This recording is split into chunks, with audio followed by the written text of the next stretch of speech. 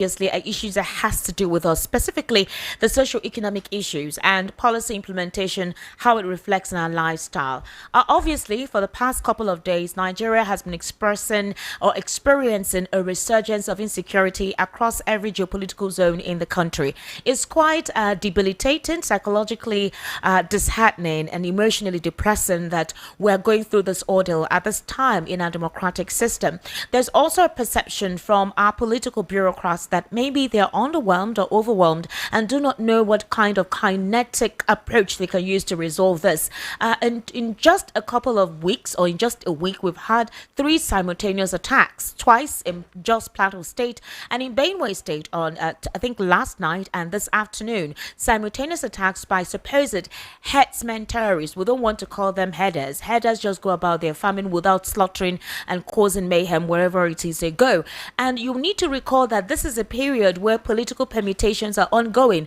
Talks of coalition, talks of defection. The president also is not in the country while Nigeria is going through its bleeding ordeal. So the unfortunate circumstance is bringing questions to the minds of a lot of critical thinkers, political analysts, and just you and I, who are not even political analysts, who are just Nigerians who are concerned, trying to survive by the day, that what kind of government stays mute or gives a loud silence when we're going through this kind of ordeal, when we're going through this kind of situation? Have we put in a government that is nonchalant, that does not have empathy, or that is apathetical to the issues affecting us? And what areas should we even begin to focus on? Are we focusing on trying to survive? Are we focusing on trying to succeed? Are we focusing on having proper healthcare? What precisely are we supposed to do? Political juggernauts are talking about this administration's incapacity to handle every sector, while there are some persons who are also congratulating the president for some milestones that has been achieved in terms of supposedly economic policies that he has implemented and what the return is. Well, in this entire scenario, the question that bears to the mind of everyone is, at what point will our political bureaucrats choose the people that supposedly elected them in the position they are currently occupying? As I already told you, we're currently streaming live on YouTube, so go to our YouTube channel at VOP 903 FM on YouTube. Also, you can follow me on YouTube as well, ESTIQMEDIA. You can subscribe on there. We have quite a lot of interesting content that would intellectually edify you. So, what are the hot topics that we're looking into or looking at this evening? Well, you know that for the past 2 years, Lai Mohammed has been on a hiatus. He was a former information minister during the administration of former President Muhammadu Buhari. And Nigerians were asking, where's Mr. Lai? Where did he go? Where has he been? He's been quiet, especially after the 2023 general elections. A couple of persons felt, well, you know, Nigerians has called him all sort of names and he needed to go relax. Now, you know that after the 2023 elections, Nigerians said that President Bola Ahmed Tinubu did not win the election, that it was rigged, that INEC was the one that imposed him and all whatnot. Well, Lai Mohammed has come out to tell or correct how they were able to correct the narrative about the 2023 elections and give us a step-by-step process through which they were able to convince the international community that President Bola Ahmed Tinubu won the 2023 elections fair and square, even before the tribunal gave its judgment. So, as you do know, he actually presented a paper at a spokesperson summit, which was declared open on Tuesday in Abuja by the incumbent Minister of Information and National Orientation, Mohammed Idris. Now, the former minister recalled that just before leaving office in 2023, the administration of former President Muhammadu Buhari was faced with allegations of rigging the presidential poll. Now, this is basically what he emphasized. He said that the allegation was largely centered around the delay in uploading results to the IRA portal, which, according to him, played no role in the official collation of election results. Now, I want to bring you guys back to a statement that Lai Mohammed said in Washington. Was it Washington, D.C. or in, Chatham House? Now, Lai Mohammed went to Chatham House immediately after the 2023 elections to say that they deliberately did not upload the results on the IRA portal because there were cyber criminals. So this is a problem why a couple of persons were calling Mr. Lai Mohammed Mr. Lai, because his statements were usually so inconsistent. I can remember that particular information very vividly. Lai Mohammed said that that particular upload on the Arab portal was deliberate because they felt that there were some inconsistencies and some cyber criminals were trying to mutilate the result. And so there was a stall in uploading the result. INEC came and told us something entirely different, that there was a glitch on the Arab portal and it was saying HTTP error. And because of that, INEC had to look for another method through which Nigerians could see the election results as best as they can transparently. So I'm trying to understand what Lai Mohammed is coming to tell us here, that the reason or the misplaced sentiment was fueled by sections of the international media that relied on questionable pre-election opinion polls. And he's saying that the Arab portal, according to him, played no role in the official collation of election results. An Arab portal that INEC chairman told us was essential, that we were able to see results in real time, that while you're in the comfort of your home, you're able to collate results even before INEC counts and officially collates results. You already know what it is because the Arab portal is telling you as the results are being uploaded from different wards and different polling unit. So again, their statement seems to be inconsistent, but I think Nigerians are used to this. So according to the former information minister, he explained that the development was exacerbated by misplaced sentiments fueled by sections of the international media that had relied on questionable pre-election opinion polls and social media noise, suggesting that the Labour Party candidate had won the election. Now, according to Lai Mohammed, to correct this narrative, he said his office opted for an evidence-based approach provided to both local and foreign media organizations and influential think tanks. According to him, he said that the goal was to present them with irrefutable facts on how the election was won and lost. Now, according to him also, he said they were able to meet with journalists and representatives from Voice of America, The Washington Post, Foreign Policy Magazine, Associated Press, The Economist, Reuters, Bloomberg, Politisio Hudson Institute, U.S. Institute of Peace, Atlantic Council, and Chatham House, amongst others. Like I said, the statement about the fact that the Arab portal, that the results were deliberately withheld from being uploaded, that statement was made in Chatham House after the election, when questions were being asked as to why there was a glitch, and INEC had not given us any official reason or report on the glitch at the time. Well, he said that after they had spoken with all those journalists of different reputable media organizations and think tanks, both local and international, that to their surprise, many of these organizations, that is the international media organizations, were unfamiliar with Nigeria's constitutional requirements for winning a presidential election.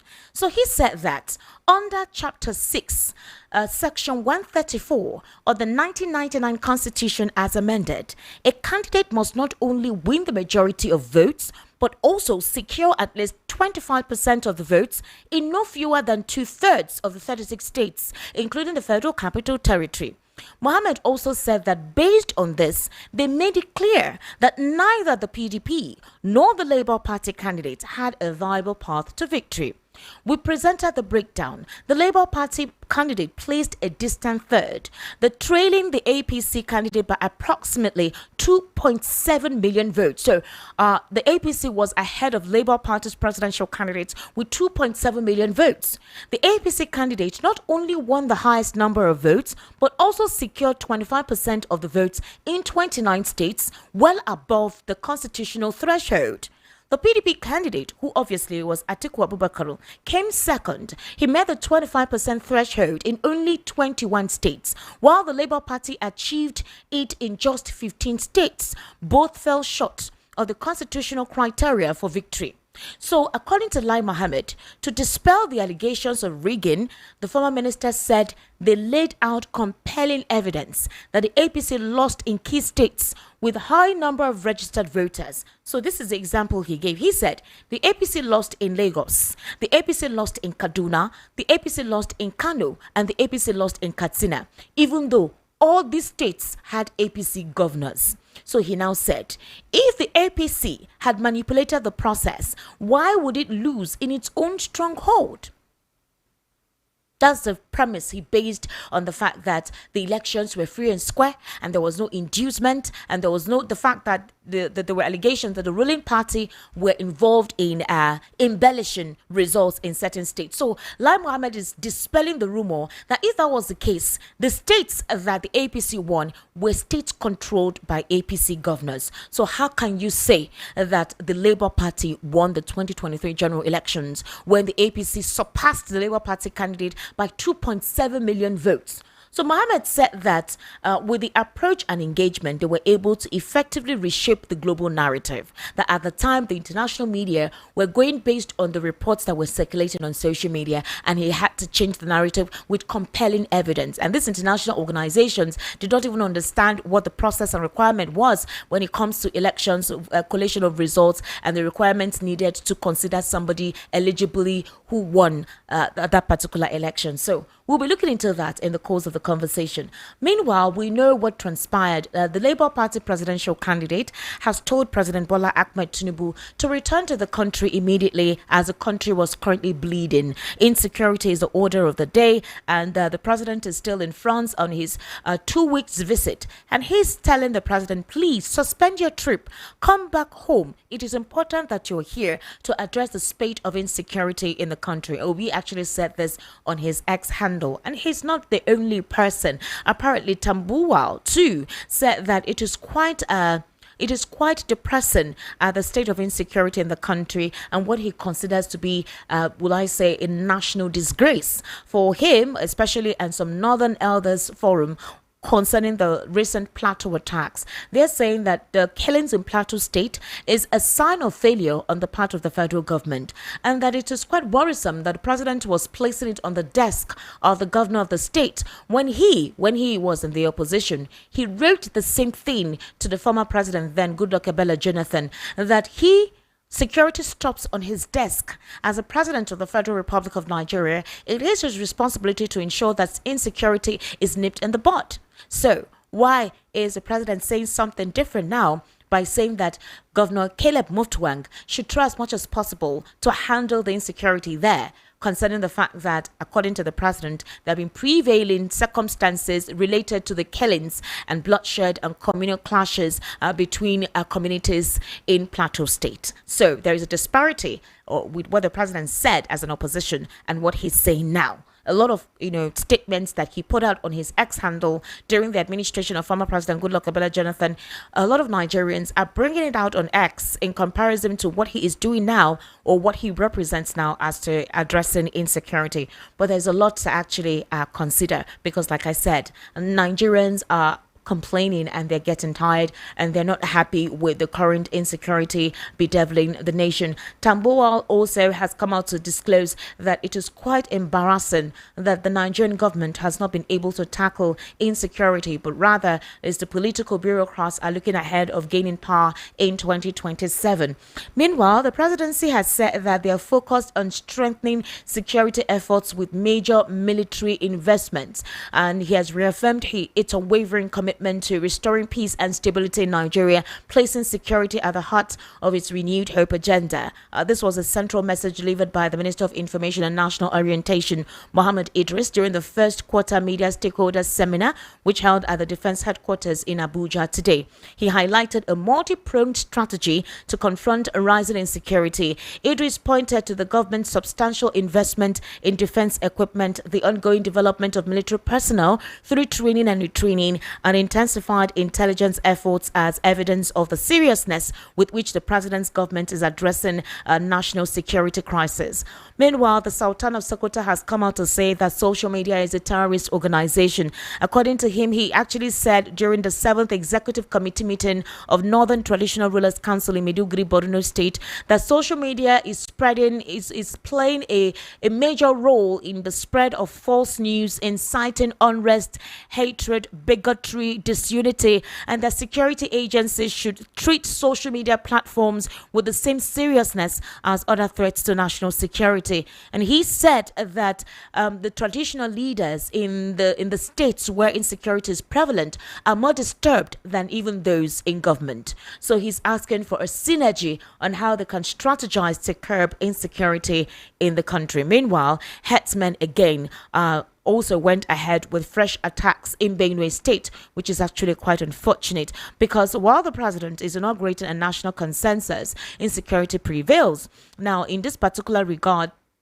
around 2 p.m., I think today, yes, 2 p.m. precisely this afternoon, suspected herdsmen went to Benue community. They went on a sporadic attack, killing persons, injuring people. And again, the question is, what exactly is the security apparatus that would be employed to make sure that this is resolved? Meanwhile, in the same vein, Atiku Abubakar is also saying that any other PDP governors who are disputing or who do not want to contend for a coalition, well, he will try as much as possible to ensure that there is a coalition because this administration is not looking after the interest of Nigerians. And it is high time something is done, that the only thing that can unseat this administration is a coalition, a measure that would unseat the current administration in 2027. Meanwhile, El-Rufai has come out to describe President Tinubu's government as the most corrupt and dishonest in Nigeria's political history. He took another swipe at the current administration for the opting time. The former governor, Nasir El-Rufai, said the federal government under Tinubu was the most lying government that depended on false propaganda, especially on security challenges bedeviling the country. So addressing what was wrong with the government, he was asked, I should ask you, can you afford 3 square meals? Can your salary buy what is used to buy 2 years ago? I should ask you, there is nothing wrong with the government. Refuting claims that the government and security had improved in the country, he added that insecurity in the country was due to the federal government's failure to prefer deeper solutions to address what he termed the prevailing security challenges from their roots. If I play you audios of El-Rufai during the campaign season, specifically when former President Muhammadu Buhari was in charge and during the Naira Crunch redesign policy, where El-Rufai came out to categorically curse and call out political oppositions.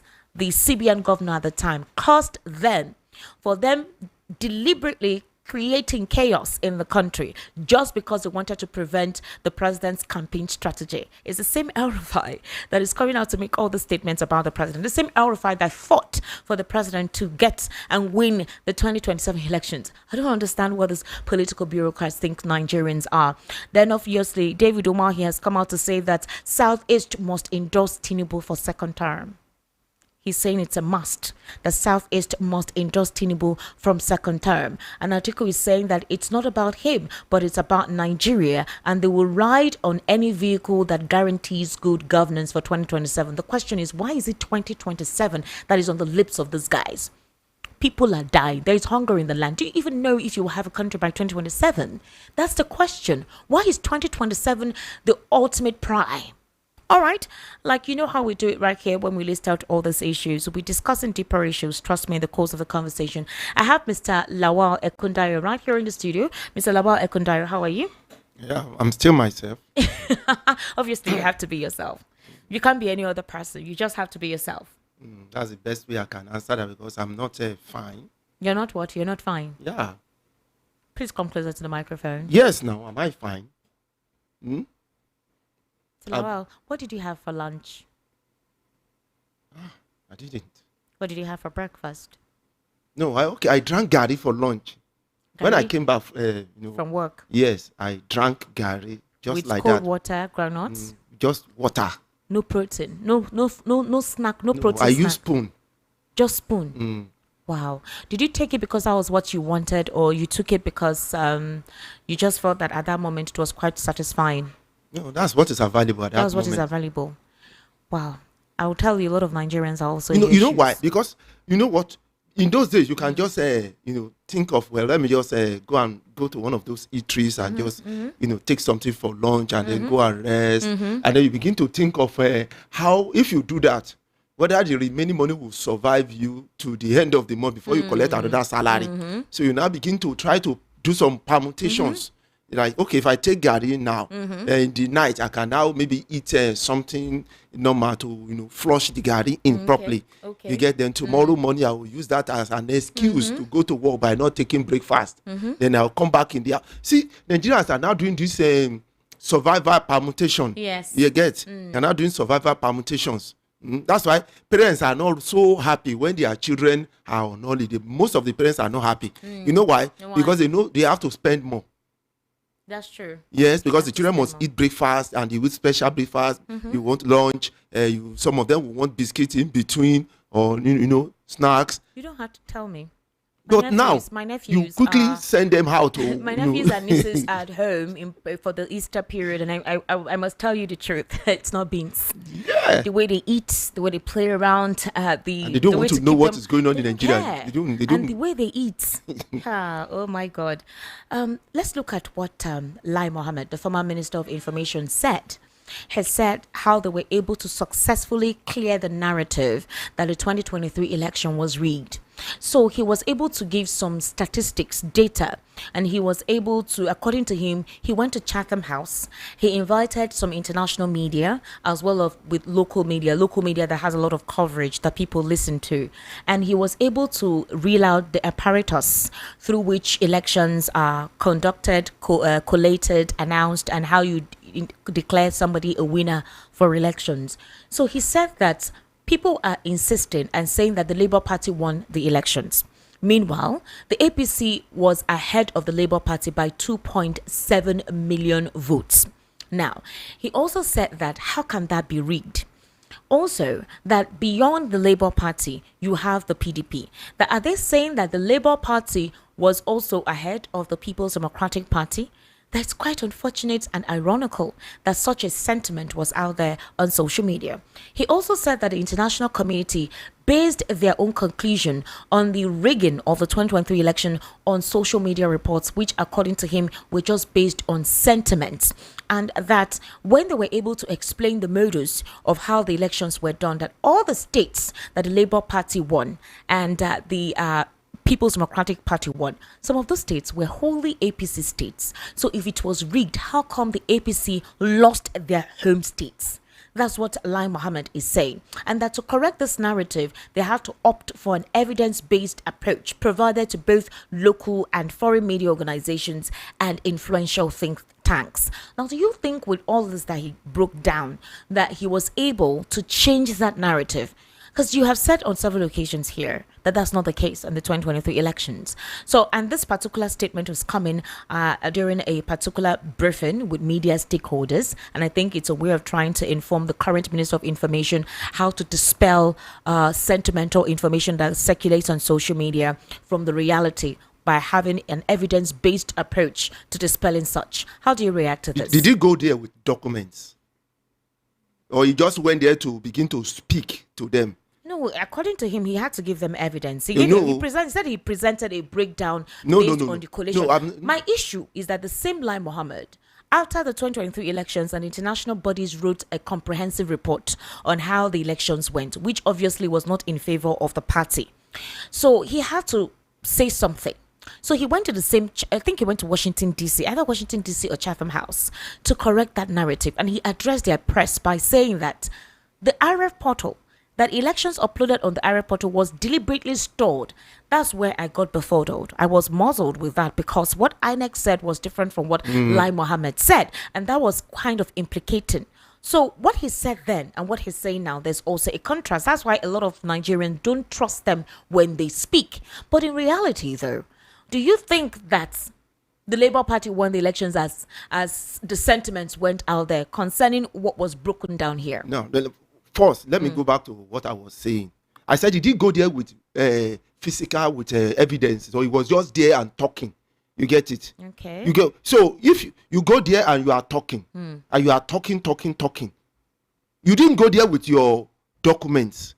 You get it, and present it to them. They were part of the elections now. They were part of the elections. No, I'm coming. You get, he went there, begin to tell them, he was able to convince them, this and that. All those things he was, did he go there with documents? He could have gone there with documentation and show them how the whole thing, because he didn't have the documents.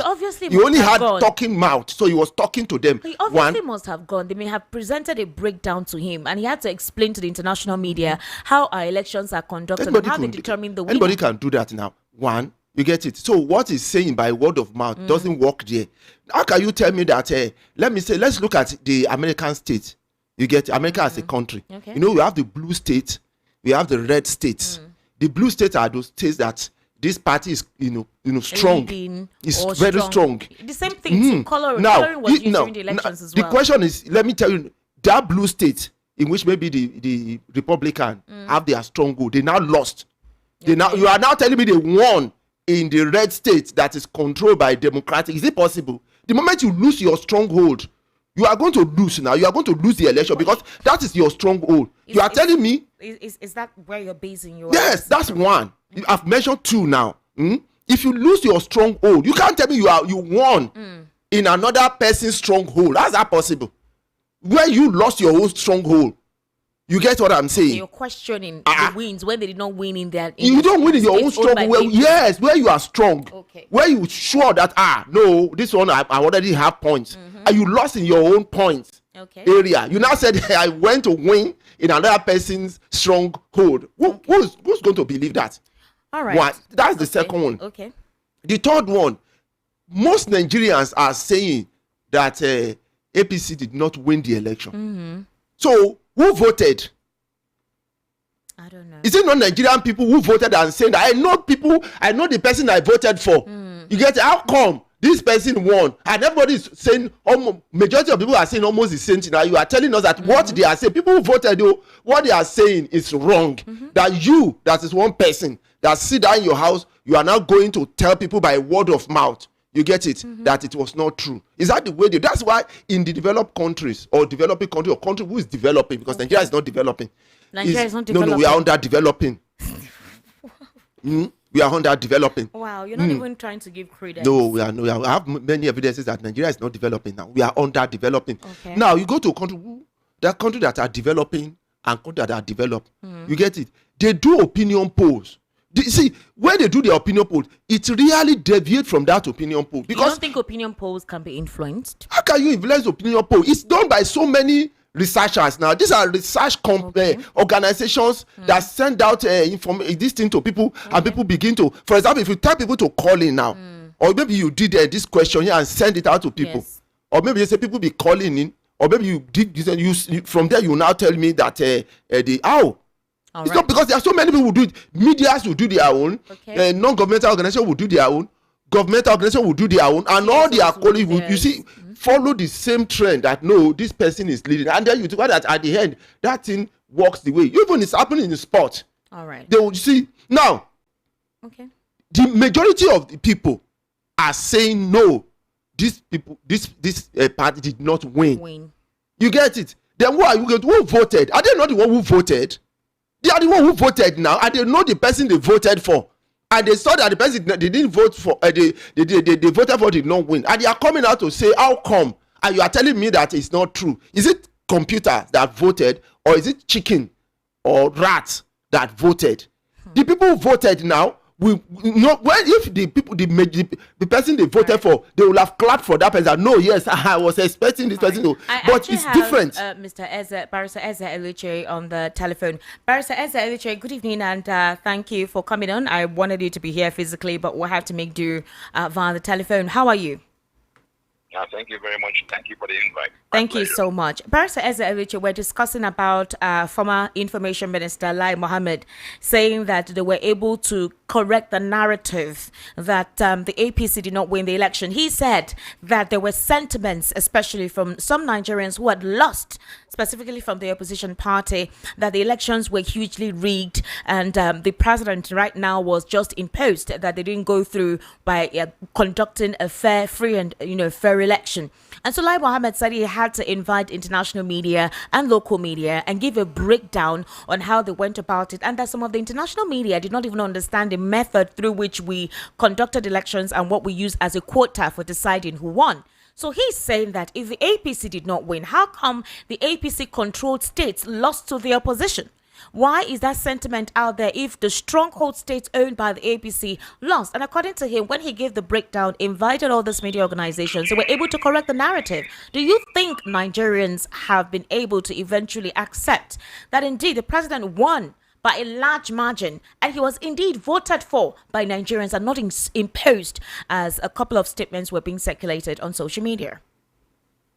Thank you very much. I think we should by now be able to understand these characters who lord themselves over us. Lai Mohammed, the man he was appropriately named Lai Mohammed, so he lies as with pension. Now, the reality is this. These are just means of trying to diffuse the tension or move the issues away. What Nigerians should be concerned now, or what Nigerians are really concerned and worried about, is the ethnic cleansing, the mass killings taking place in Plateau, in Benue, and it's gradually coming down. The other yes. day, in Akure. those states Akure and too. And Akure. Yes. That is what this, so the government has brought this character to bring this nonsensical issue of whether Mr. Bola Tinubu won or did not win elections. I mean, it's just to distract attention. And we should call a spade a spade. We should call it what it is. Because what he's talking is absolute nonsense. Till tomorrow, there is no official result on the INEC website. The INEC knows that 2023 elections was the greatest electoral haste in Nigeria's history. Mr. Bola Tinubu himself knows he did not win any elections. He lost in his so-called base in Lagos. He lost in Port Harcourt. He lost in Abuja. He lost up north and south everywhere. He was just foisted in. He was not even qualified to contest the elections by virtue of the fact that he had paid a fine for crimes bordering on unwholesome conduct. He was not qualified. So for this character, Lai Mohammed, to come and tell Nigerians this arrant nonsense, we shouldn't even talk about it. And he says he brought in international media and whoever. You don't bring in international media. They don't need you to bring them in. They were here for the election. All the networks, the major networks, BBC, CNN, Al Jazeera, TGTN, they were all here, and they saw the electoral heist, and they reported it to their people. So I don't know, he might have just gotten money from the government, and he's trying to say he brought foreign media. No foreign media comes to answer such crazy calls. And they avoid being invited. They come in and do what they need to do, investigate and report, and move on.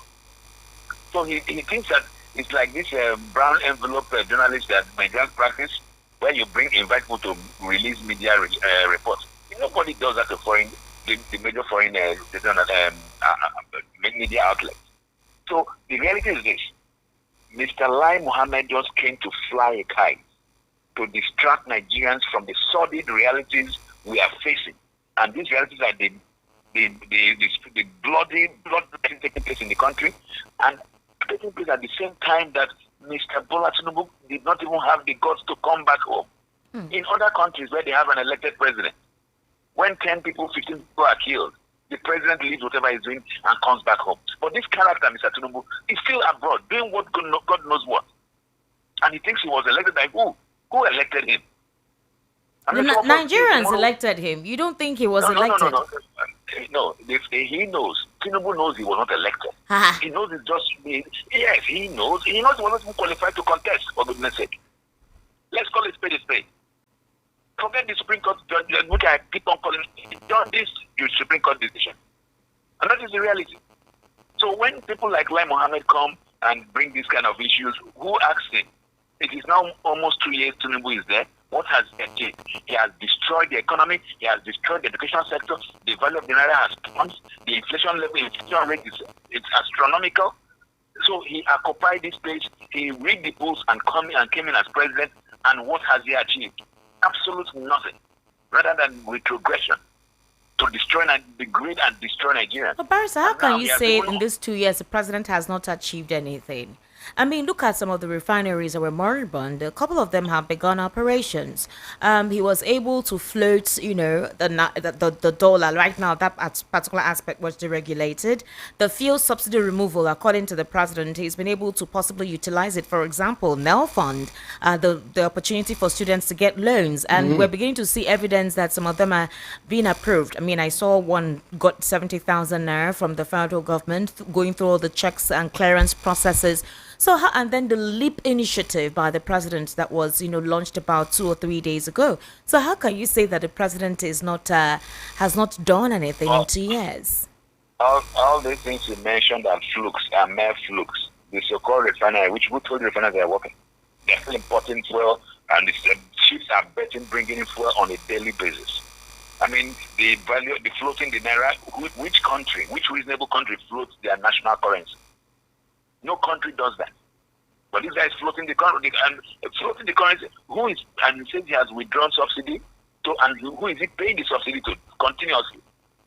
So let us. I mean, this so-called student loan. How many people have assessed it? How much are they paying the students? And what is going on in the schools?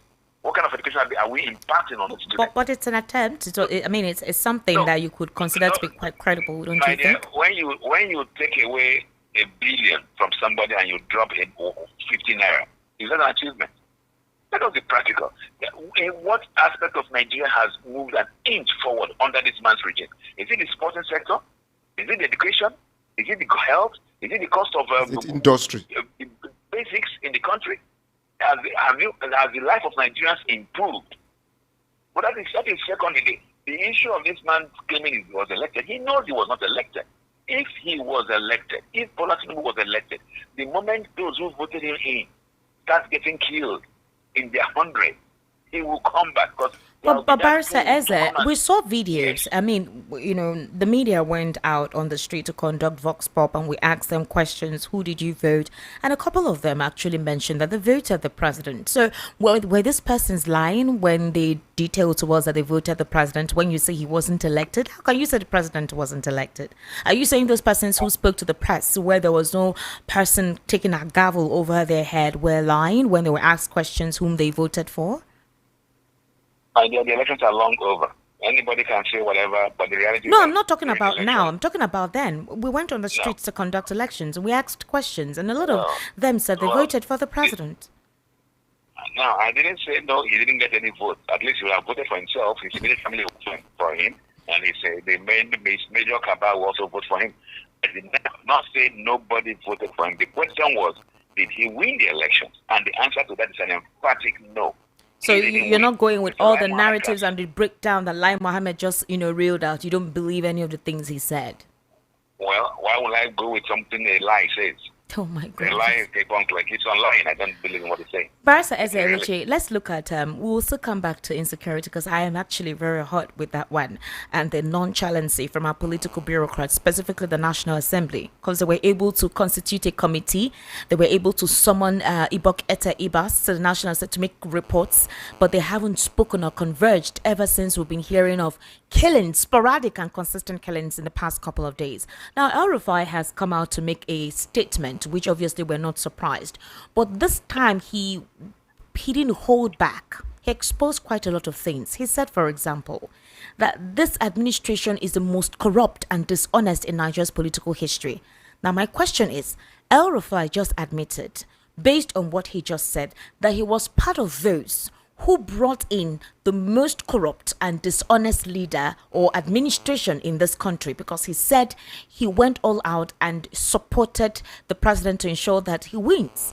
How come El-Rufai is coming out to say this? Does this not indict him as somebody who is corrupt and also dishonest for coming to say this is the worst administration ever? Also, he's now asking, for example, that he was never part of this particular administration. According to him, he said he can only vouch for when he was governor of Kaduna State between 2015 or 2019 and 2023, 2015 to 2023, but that because they had made an agreement that a Southwesterner, somebody from the Southwest, is the turn of someone from the Southwest. He just did the needful as one of the founding members of the APC, but that he was never part of the government, he was never part of this administration. Why is El-Rufai coming out to spill all of this now? Is it because he wasn't given any appointment? Would the tone have been different if he was given an appointment under this administration? You hit the nail on the head. El-Rufai did not get an appointment, so he can go about talking whatever nonsense he wants to talk about the government. But what I will urge Nigerian journalists is when characters like El-Rufai come out to speak on public issues, you take him back to his past. As governor of Kaduna State, El-Rufai came and told Nigerians that he traveled all the way to Mali and Burkina Faso and paid off those killers, people that were coming to kill people in Kaduna State, so that they could stop killing, and that they were coming, those killings were based on retaliation. So he knows these killers. And as governor of Kaduna, he was going all that way to pay off the killers. So these are the kind of questions we should be asking these characters, and not to paint them in white. I think they are now angels because they opened their mouth and criticized the current government.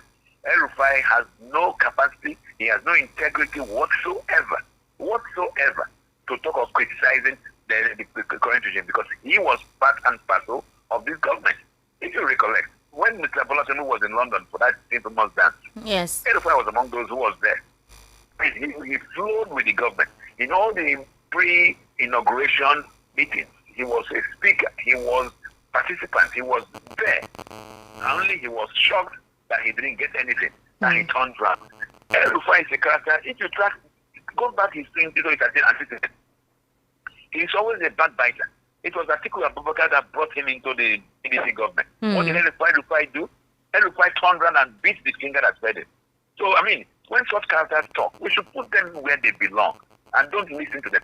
The problem is that Nigerians tend to have short memories. They don't think back and say, what is this man saying what he's saying for?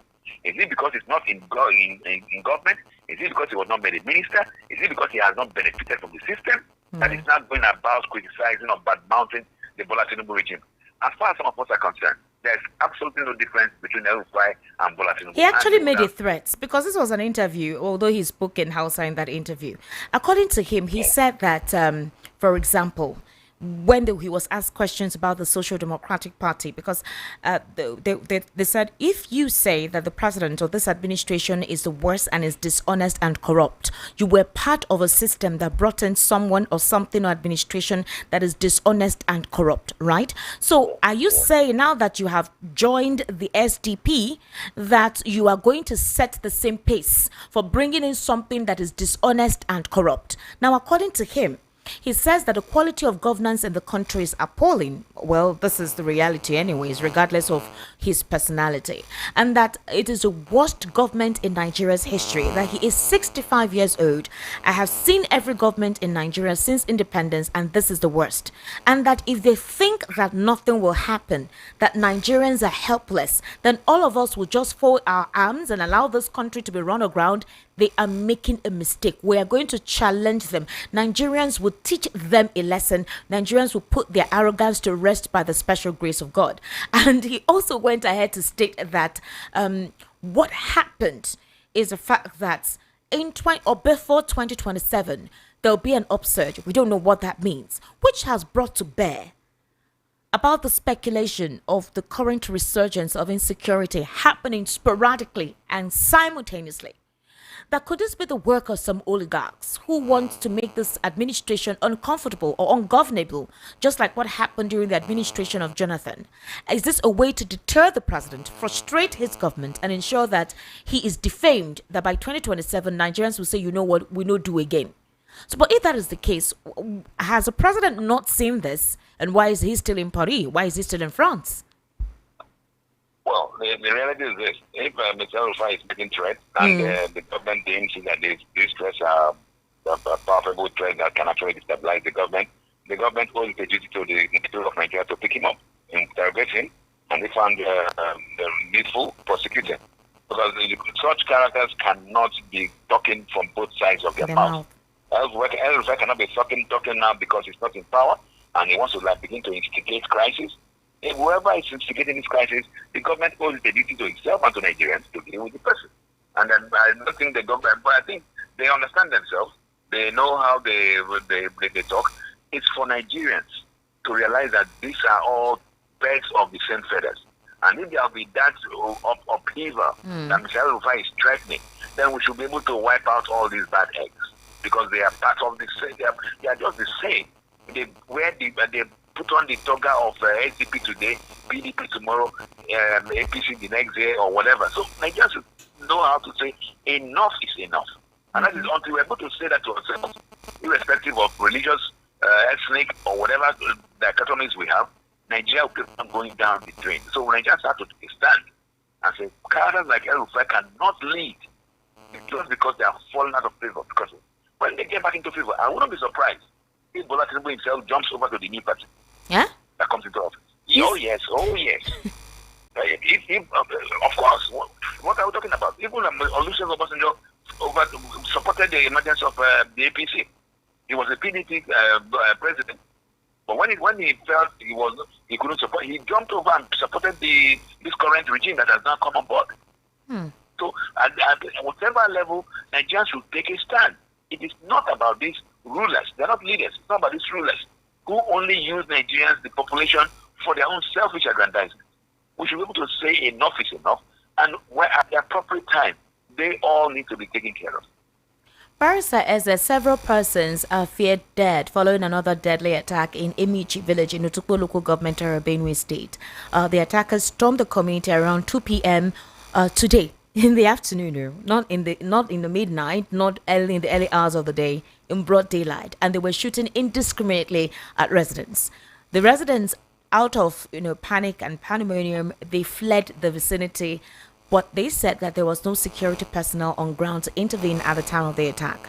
And that incident that happened today is coming barely 24 hours after 11 persons were gruesomely murdered in Otobi Akpa by suspected headsmen.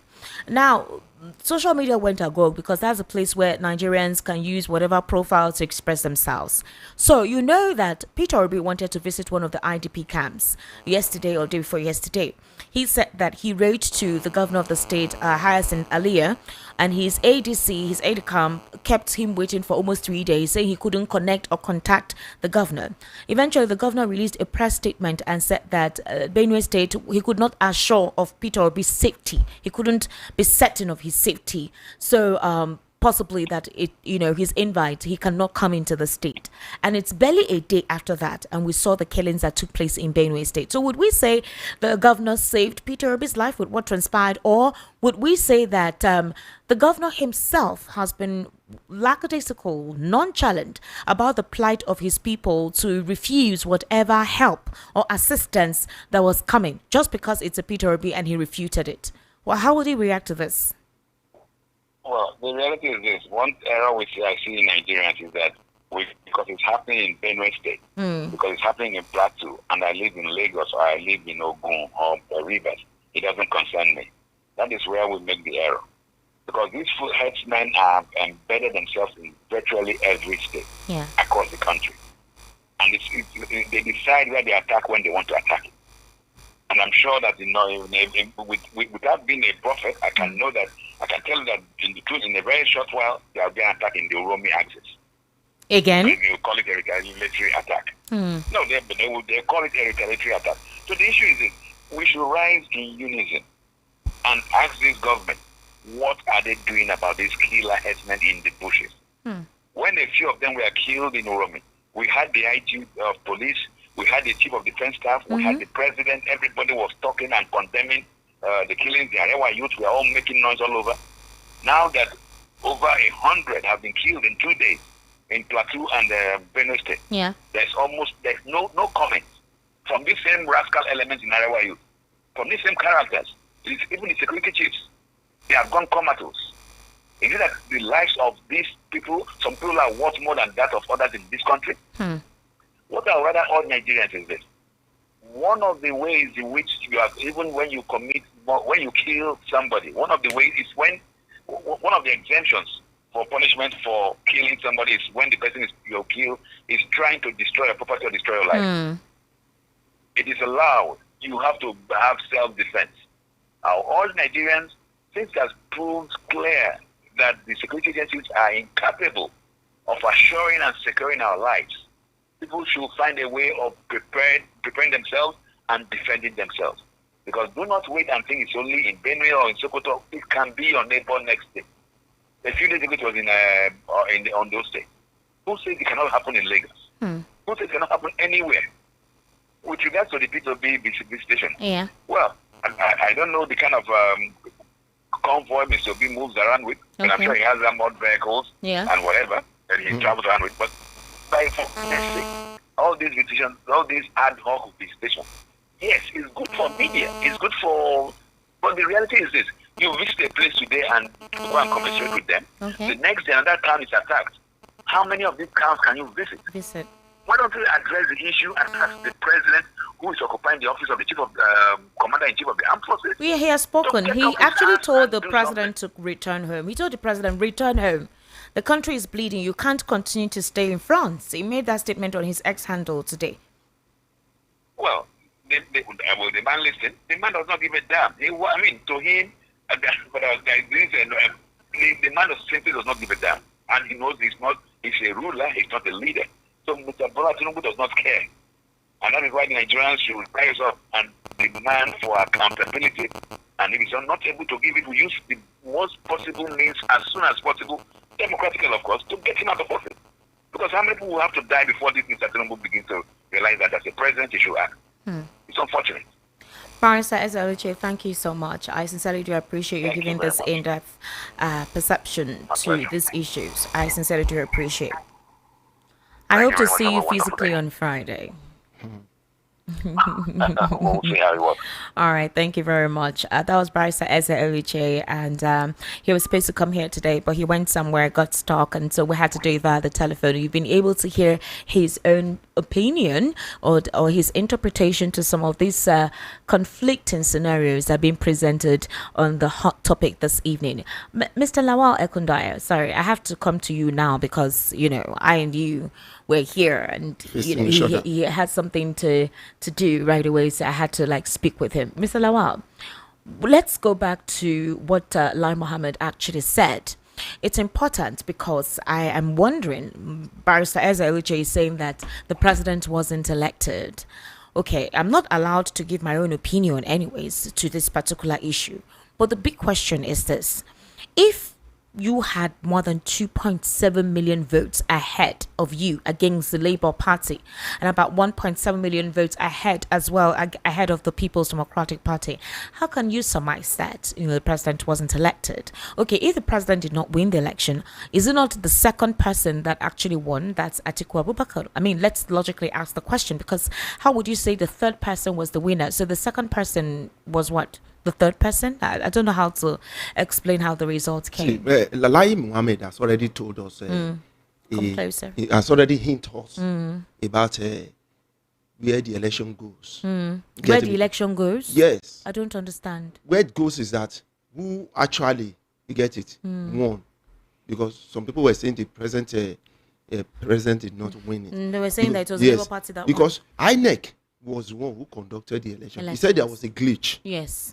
That's why they didn't, and we are hearing people saying that they didn't, up to now they have not even uploaded the result. Yes, on the portal. They said that glitch, they cannot explain it. And except that it was an HTTP error, something. Where did they get the where did they get what they They had to do manual. Okay, they did manual. They had to do manual. But the question is, why was it just a presidential election? Well, I think the analysis that INEC eventually came out to tell us was that the model, for example, governorship, House of Rep, and all of that, it had a model, but that the presidential election was coming from all across the state, all the world. So it was it's confused. Is it not the same? Is it not the same machine? Wait, now that it's confused. Maybe it's confused the program, or it confused the coding. I really don't know. But the thing is that they did a mock test of that IREP portal. I remember very well because on this platform we discussed it, and they said everything worked perfectly.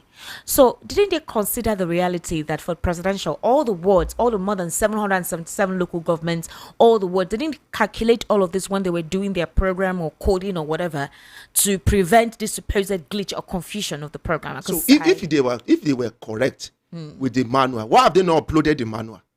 They could have uploaded whatever they have finished with the results. You get it? 2 years, they have not even uploaded the manual.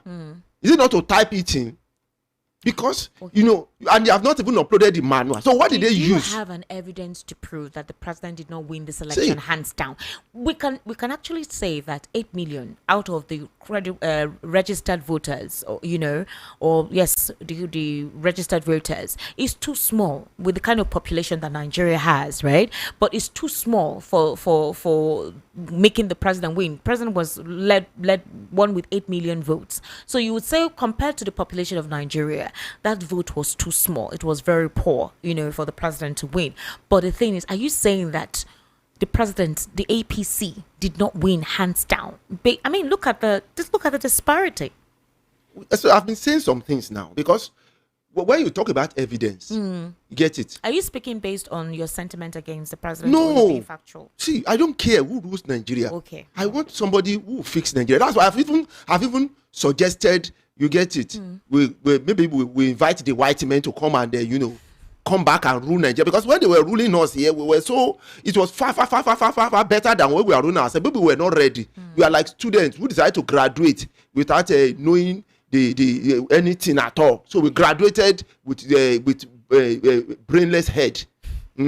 So maybe we need to go back to school and re-educated. You get, because I don't understand what is going on. Now let me go back to this. See, INEC said there was a glitch. Lai Mohammed said they deliberately did it. Are you getting it? You get? Now Lai Mohammed is confidently saying that they deliberately shut down the IRS. You get it? The IRS portal. The portal. Yes, the portal. Because they deliberately did it. And INEC said, the chairman of INEC said there was a glitch. Glitch means it was not done by them. The machine, you get it, had problem that they could not, had problem. That was the issue. Now this Mahmoud was telling us it was machine problem. You said it was an HTTP error. That's an error now. Issue, yes. That's from from the machine. It's coming from the machine. You get what I'm saying? Okay. It's not human. It's coming from the machine. You get, like your system, your laptop. Sometimes when you are doing some work, it will hang, shut itself down, and restart itself at some point. You get it, or you restart it. That is the machine, not you. But Lai Mohammed is telling us that no, it's not the machine. It is human that did it. And there's a reason why. That's why he said he said it was shut down. Is that not it? Lai Mohammed said immediately after the 2023 elections, when the president was declared the winner by INEC, and there were talks on social media that the elections were rigged. I think the United States mission that came for the election observation in Nigeria, wrote a comprehensive report where they made statements of huge rigging and the fact that a lot of Nigerians were not happy with how the elections went because they felt that a lot of manipulation was done. So Lai Mohammed, to correct that narrative, went to Washington, D.C. And according to what Lai Mohammed said that time, he said that the results were deliberately stored. That's where I'm having issues. That's human. At that time, that the results were deliberately stored from being uploaded on the IRS. I can never forget that statement that he made. So it now brought to bear that if INEC is saying there was an error, there was a machine glitch, that has nothing to do with human being. And you are coming to make it seem like INEC deliberately stored the result from being uploaded on the IRS portal. Which one should we take? So are we saying that and you guys deliberately did not upload it because, according to him, he said because of cyber crime, cyber attack, so they had to pause the upload of the results on the IRS portal? Again, that also raised the waiver or the hickeys on people that, whatever this thing is something else. So now what he's saying is completely different from what he said then. So the question is, did it indeed dispel the narrative? Did it work based on him displaying or telling us the strategy that they applied in leveling or clearing out the sentiments that the president did not win the election? So did it work? Did it work? That's a big question. See, by the same Lai Mohammed, because he's the one that is giving us the statements now. That's why you begin to wonder. You get it? We begin to wonder. Normally, if you try this, that's why I said Nigeria is not developing. Nigeria is underdeveloping. Because if you say this thing, in a developing country, you'll be facing a lot of, Exactly. you'll be facing a lot of, you know what I mean now? You'll be facing so serious, for even INEC by now will be facing a lot of issues, You get law, lawsuit, whatever, cross-examination from so many angles. You get, but look at it like there was no problem. It's not important. Okay. That's the way they treated it up to now. That's why, and Lai Mohammed saying his own, and it looks like, well, hey, it's not important because nobody is talking about this thing. You get, normally the House of Assembly will be scrutinizing you by now. You get it. So many you'll be taking. You'll be FBI. If it's in America, FBI will have picked you up. CIA will be investigating you indirectly. So many. You get the DA. Everybody will be you'll be in trouble. But in Nigeria, it's like everything goes. And if you look at that time when Mahmoud, that result, they were announcing the result. He was speaking. He already had the document before him. Okay. At a point, he stopped. You get it? Okay. He was reading from hard copy. That was the INEC chairman when he started reading the result. That early morning. Yes, that early morning. He was reading from a hard copy. And he stopped at a point. I said, we are stopping. People were wondering, why did you stop? He said, he just stopped. And then they left. And they didn't read it again. And the next thing we had was there was a glitch. You get it? And are you telling me there's a glitch on hard copy? A hard paper that you are reading. You are not reading from, even if you are reading from computer, you want to tell me that your phone had a glitch. Therefore, your phone didn't do your phone only copied. Based on what you're saying now, that possibly they saw people. Lai Mohammed told us the truth. They were seeing the winning. Yes. And they had to, that's why Lai Mohammed told us the truth.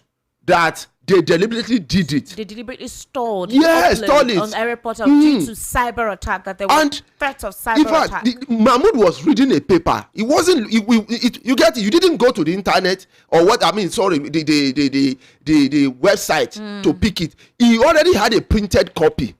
You get, and he was reading from the printed copy before he stopped. And the press were there, and they postponed it. Yeah. So you are telling me that the paper that you are reading had a glitch. And everybody kept quiet. You get, that's why I said Nigeria is not developing. We are seriously underdeveloped. We are going into a state of, you get, I don't understand. All right. Caleb Mutfwang, the governor of Plateau State, is telling his people to arm themselves. Obviously, he has admitted that the state may not be capable of protecting them. The Inspector General of Police went to visit Plateau State, and he said he's going to surprise the perpetrators of this mayhem, of the murder. He went there to visit the state. I think this second time that this attack took place. Now, Governor Hyacinth Alia has not said anything about the recent attack that took place. Benue State itself, they're going through what you call an existential crisis. It's like there's a deliberate attempt to wipe out the original owners of that land. The Aborigines. Yes, the Aborigines. There's a deliberate plan on that. And the attacks are consistent. A lot of them are in the IDP camps. You go to Benue State, you only see people in IDP camps. And the environmental sanitation there is unhealthy. You cannot, I don't wish anybody to be in an IDP camp, because that's also another place that is psychologically terrible. It affects your psyche, regardless of this form of sanity that needs to be employed there. But my question to you is this. If Caleb Mutfwang is telling us that we should arm ourselves, we should protect ourselves, are you not telling us indirectly that we don't think we can be able to secure your safety, secure your lives? You have to take it upon yourself to, protect yourself. That's what. The situation in Benue State, why are the governors quiet?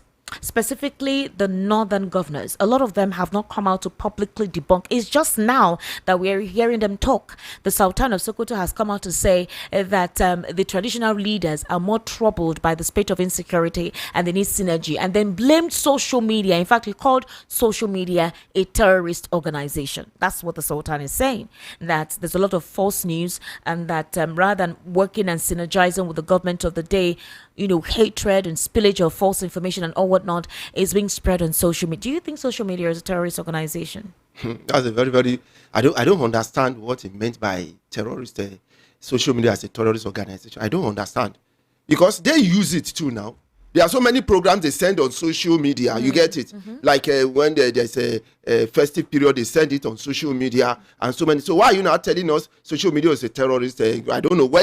It's not even. Are you telling me that the Fulani? It's causing a lot of damage to the unity. Okay, wait. Let me ask you a question. These terrorists, are they sending on social media?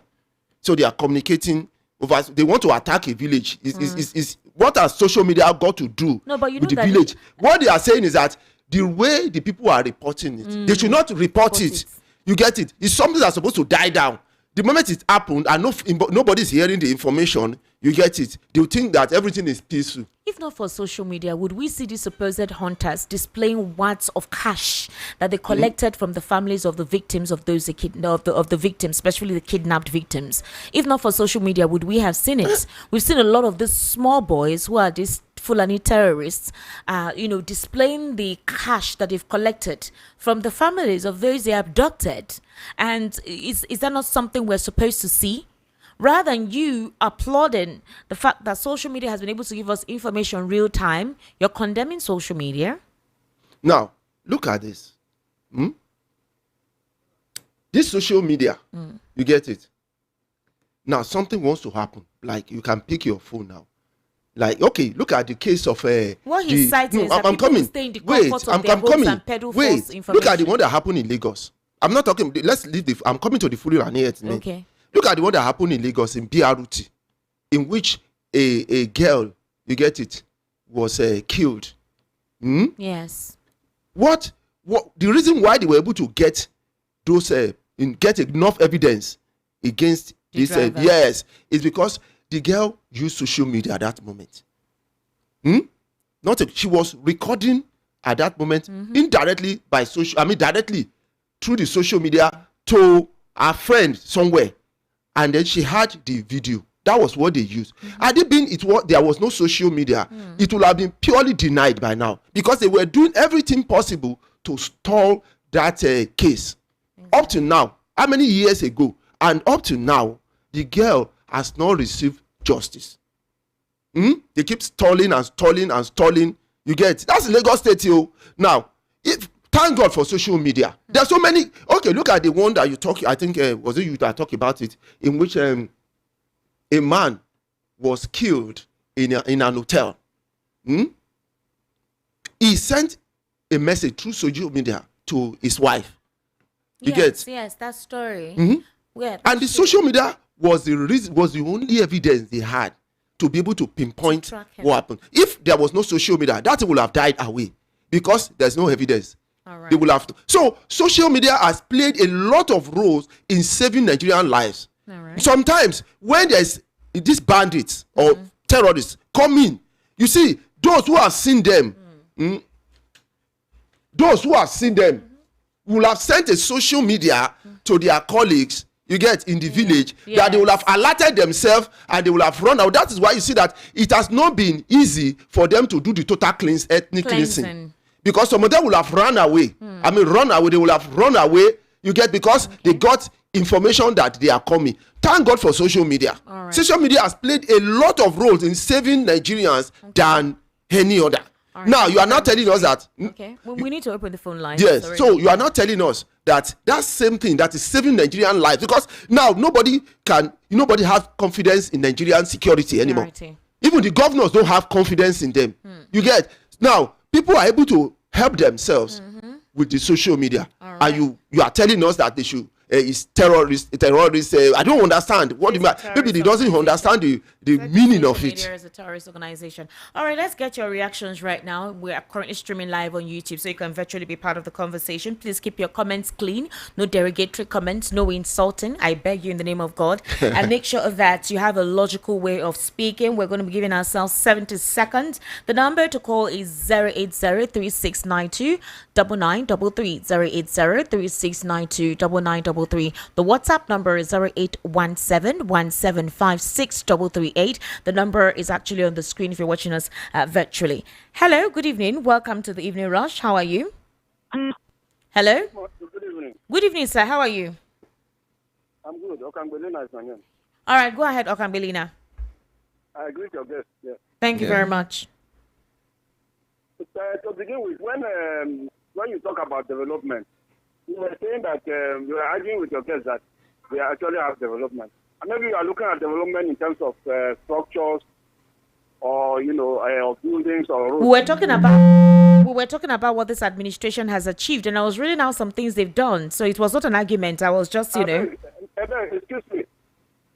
even during as bad as Buhari was, the standard of living during Buhari and now is it the same? Has it not gone down? It means we are not developing. We are not developing. We are underdeveloping, like your guest has said. And then you also talked about the refinery. Yes. The refineries have started working. What is the impact of the working refineries on even the price? If the refinery is working, is the price not supposed to come down? Yes. Now we are buying fuel for 900 and something. When they came in, it was 200. And there was no refinery then. So if refinery is now working, are we not supposed to go back to maybe 100 naira? You came and you saw fuel at 200 naira. The refinery is now working in your own regime, and now we are buying fuel 1,000 or 900. It means we are not developing. We are going back. All right, thank you. You are paying, you collect salary, you do business, you carry the money and eat, and go back and sleep. All right, Okambelina. It's so pathetic. Thank you very much. You're very right. Hello, good evening. How are you? Hello? Hello? Can you hear me? Good evening. Hello? Wow, I can't hear.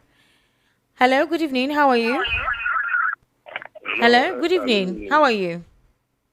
Fine, well done. Thank you. What's your name?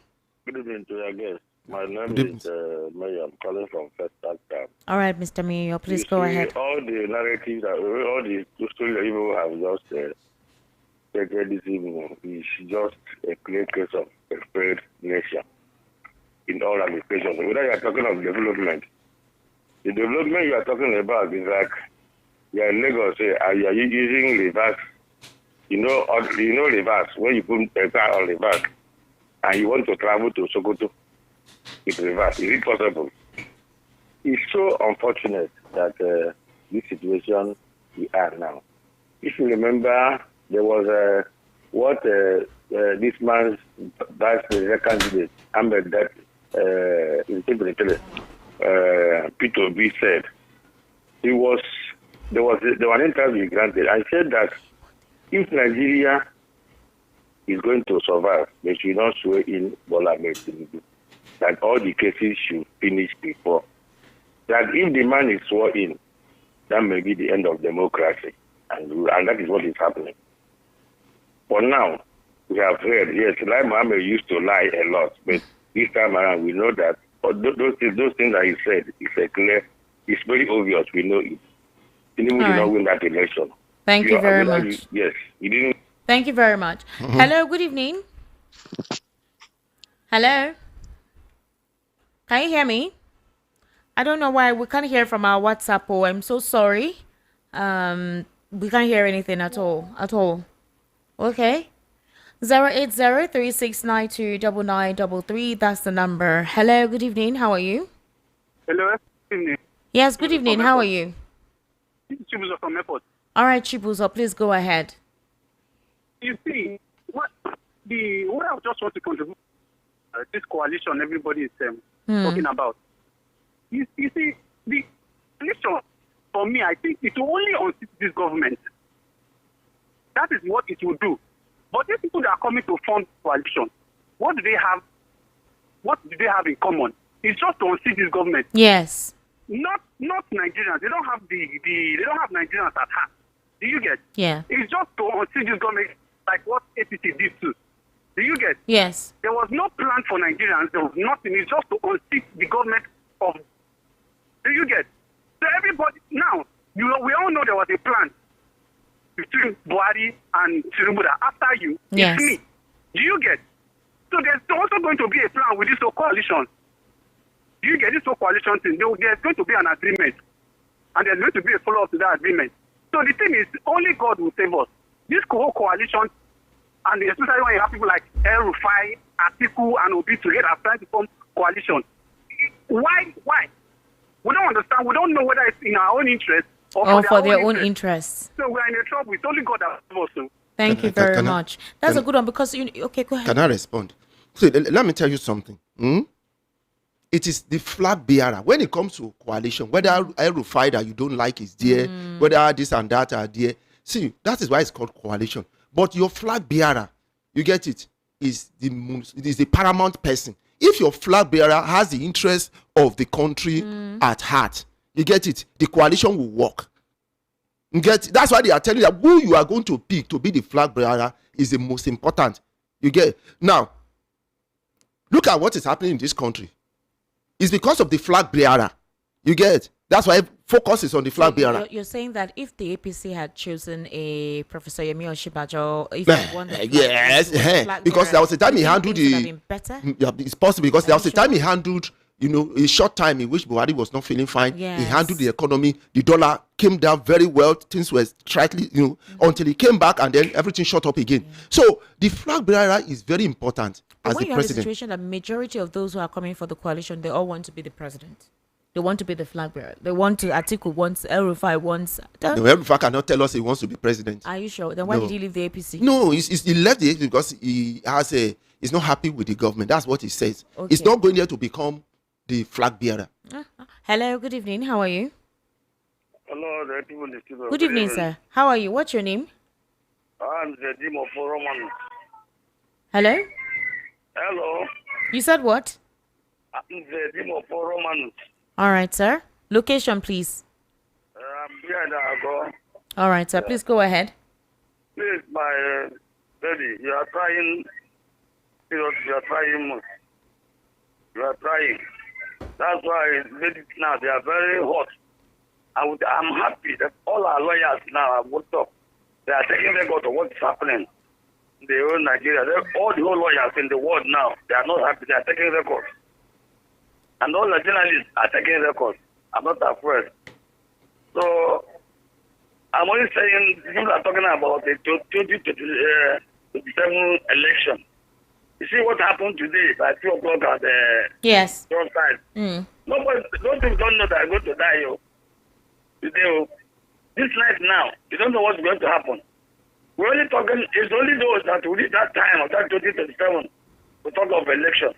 But I'm only happy our lawyers are taking records. Our journalists are taking records.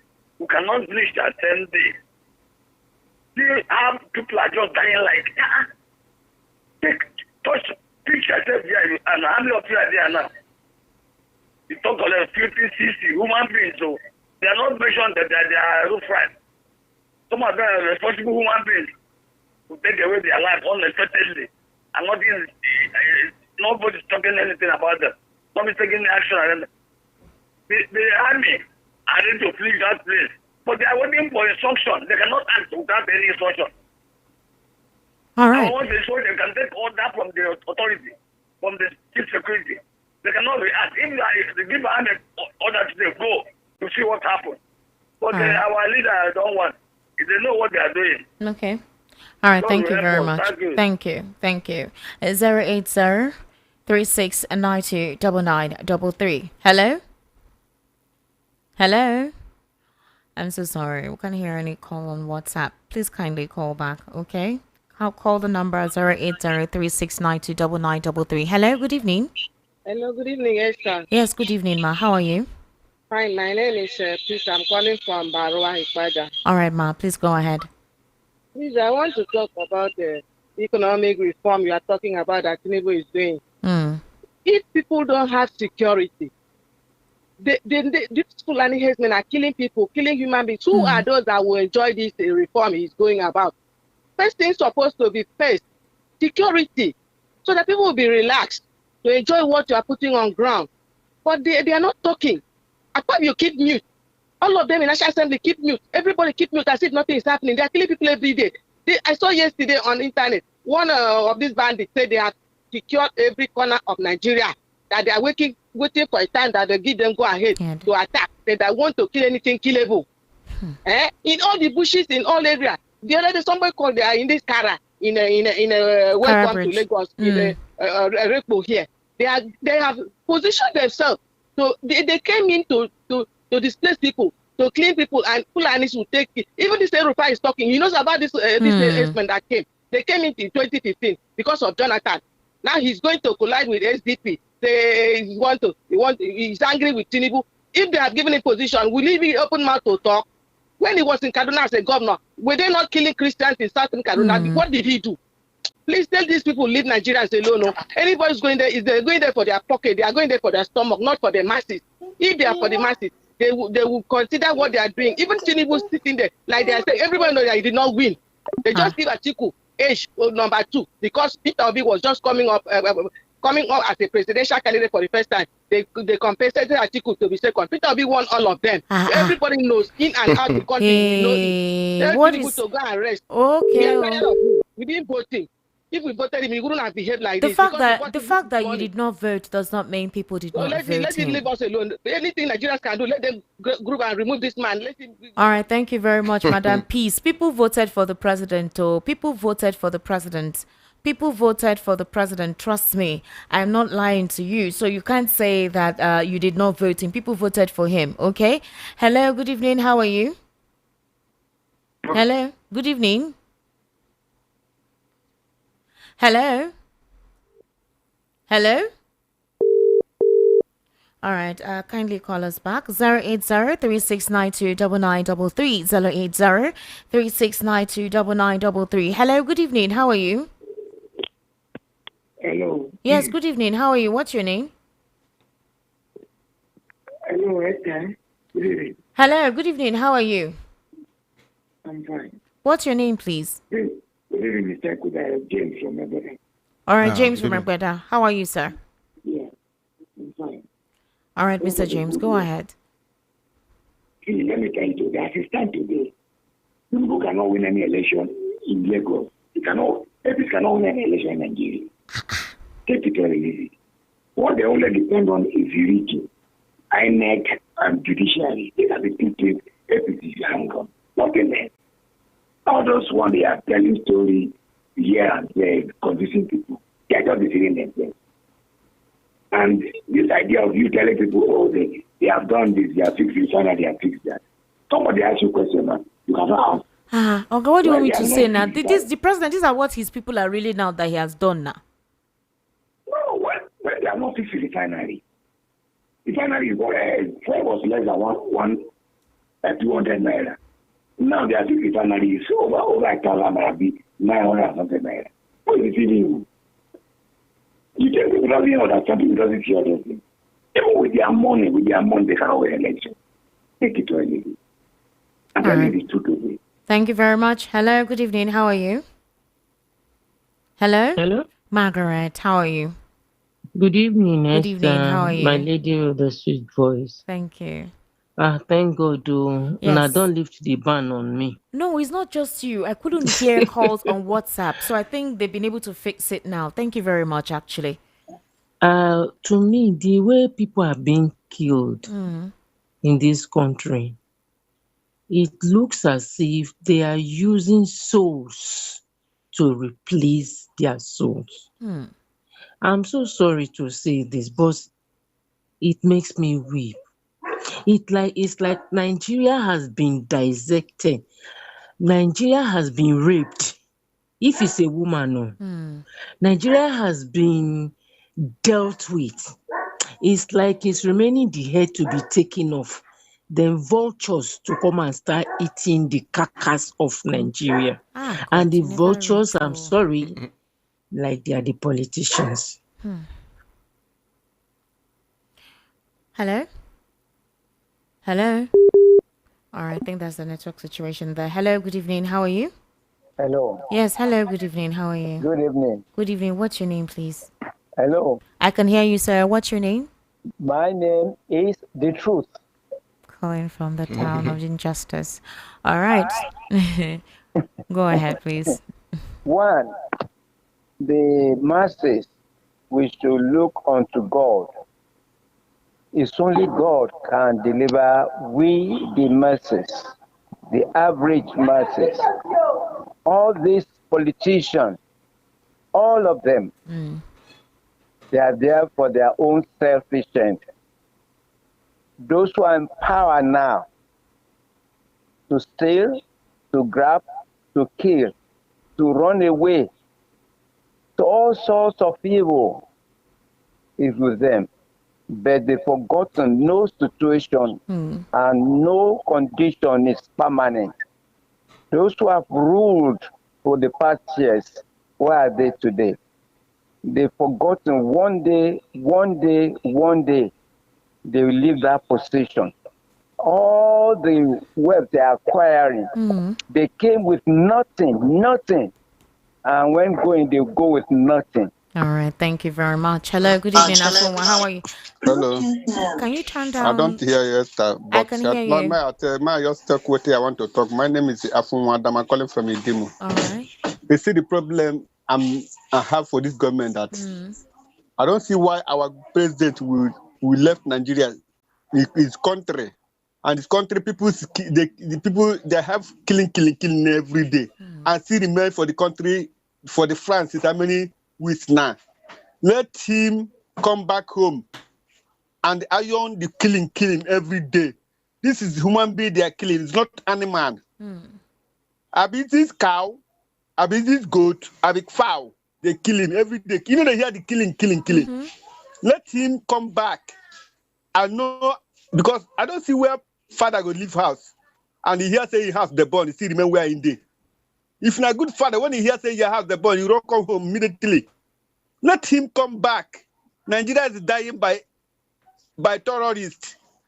Let him come back. That's what I have to say this night. All right. Thank you very much, Afunwa. Please, Hello, can good I- evening. How are you? Do you need to respond? Hello, good evening. How are you? Hello, Hello, good I evening. can hear you. Please, what's your name? You Hello? can hear me? Go ahead, please. What's your name and where are you calling us from, please? My name is Peter. I'm calling from Elupeju. All right, Peter, please go ahead. You that is there in the studio, the way you are talking sometimes looks like as if you are defending the president or you are I have to defending your balance. job. I cannot cannot allow understand. one perception to go out there, and I reel out the facts based on what the presidency presents. Please go ahead and see what you want to say. Okay. What I want to say is that things are upside down in our country. The present administration are not doing anything. They are just there. They are just for themselves alone. Things are not going well. And you yourself, you know that. You know that. Things are not going well. Refinery is working, you said. Which refinery is working and fuel is not coming down. Refinery is working and we don't have effect of it. But it's uncalled for. Thank you. Thank you very much. I want you guys to realize that it's very, very important that when we talk about issues here, I mean, somebody needs to reel out from the government. It doesn't seem as if there's any form of partisanship. The administration has their aides. They release what the administration has been able to accomplish, and I have to reel it out there. So it's left for you to dispute and say whatever it is the administration has done has not gotten to you. Okay? Thank you very much. Hello, good evening. How are you, Remy? Hello? Hello? Hello? All right. Hello, good evening. How are you? Hello, good evening. Good evening. How are you? Yeah, good evening. Just calling from Maja. All right, Chooks, please go ahead. Yeah, greet Mr. Kundayo there. All right.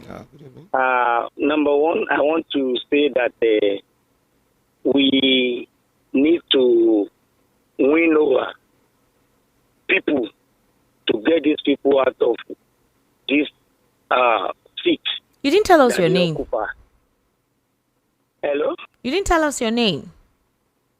I said Chooks calling from Maja. All right, Chooks. Okay, go ahead.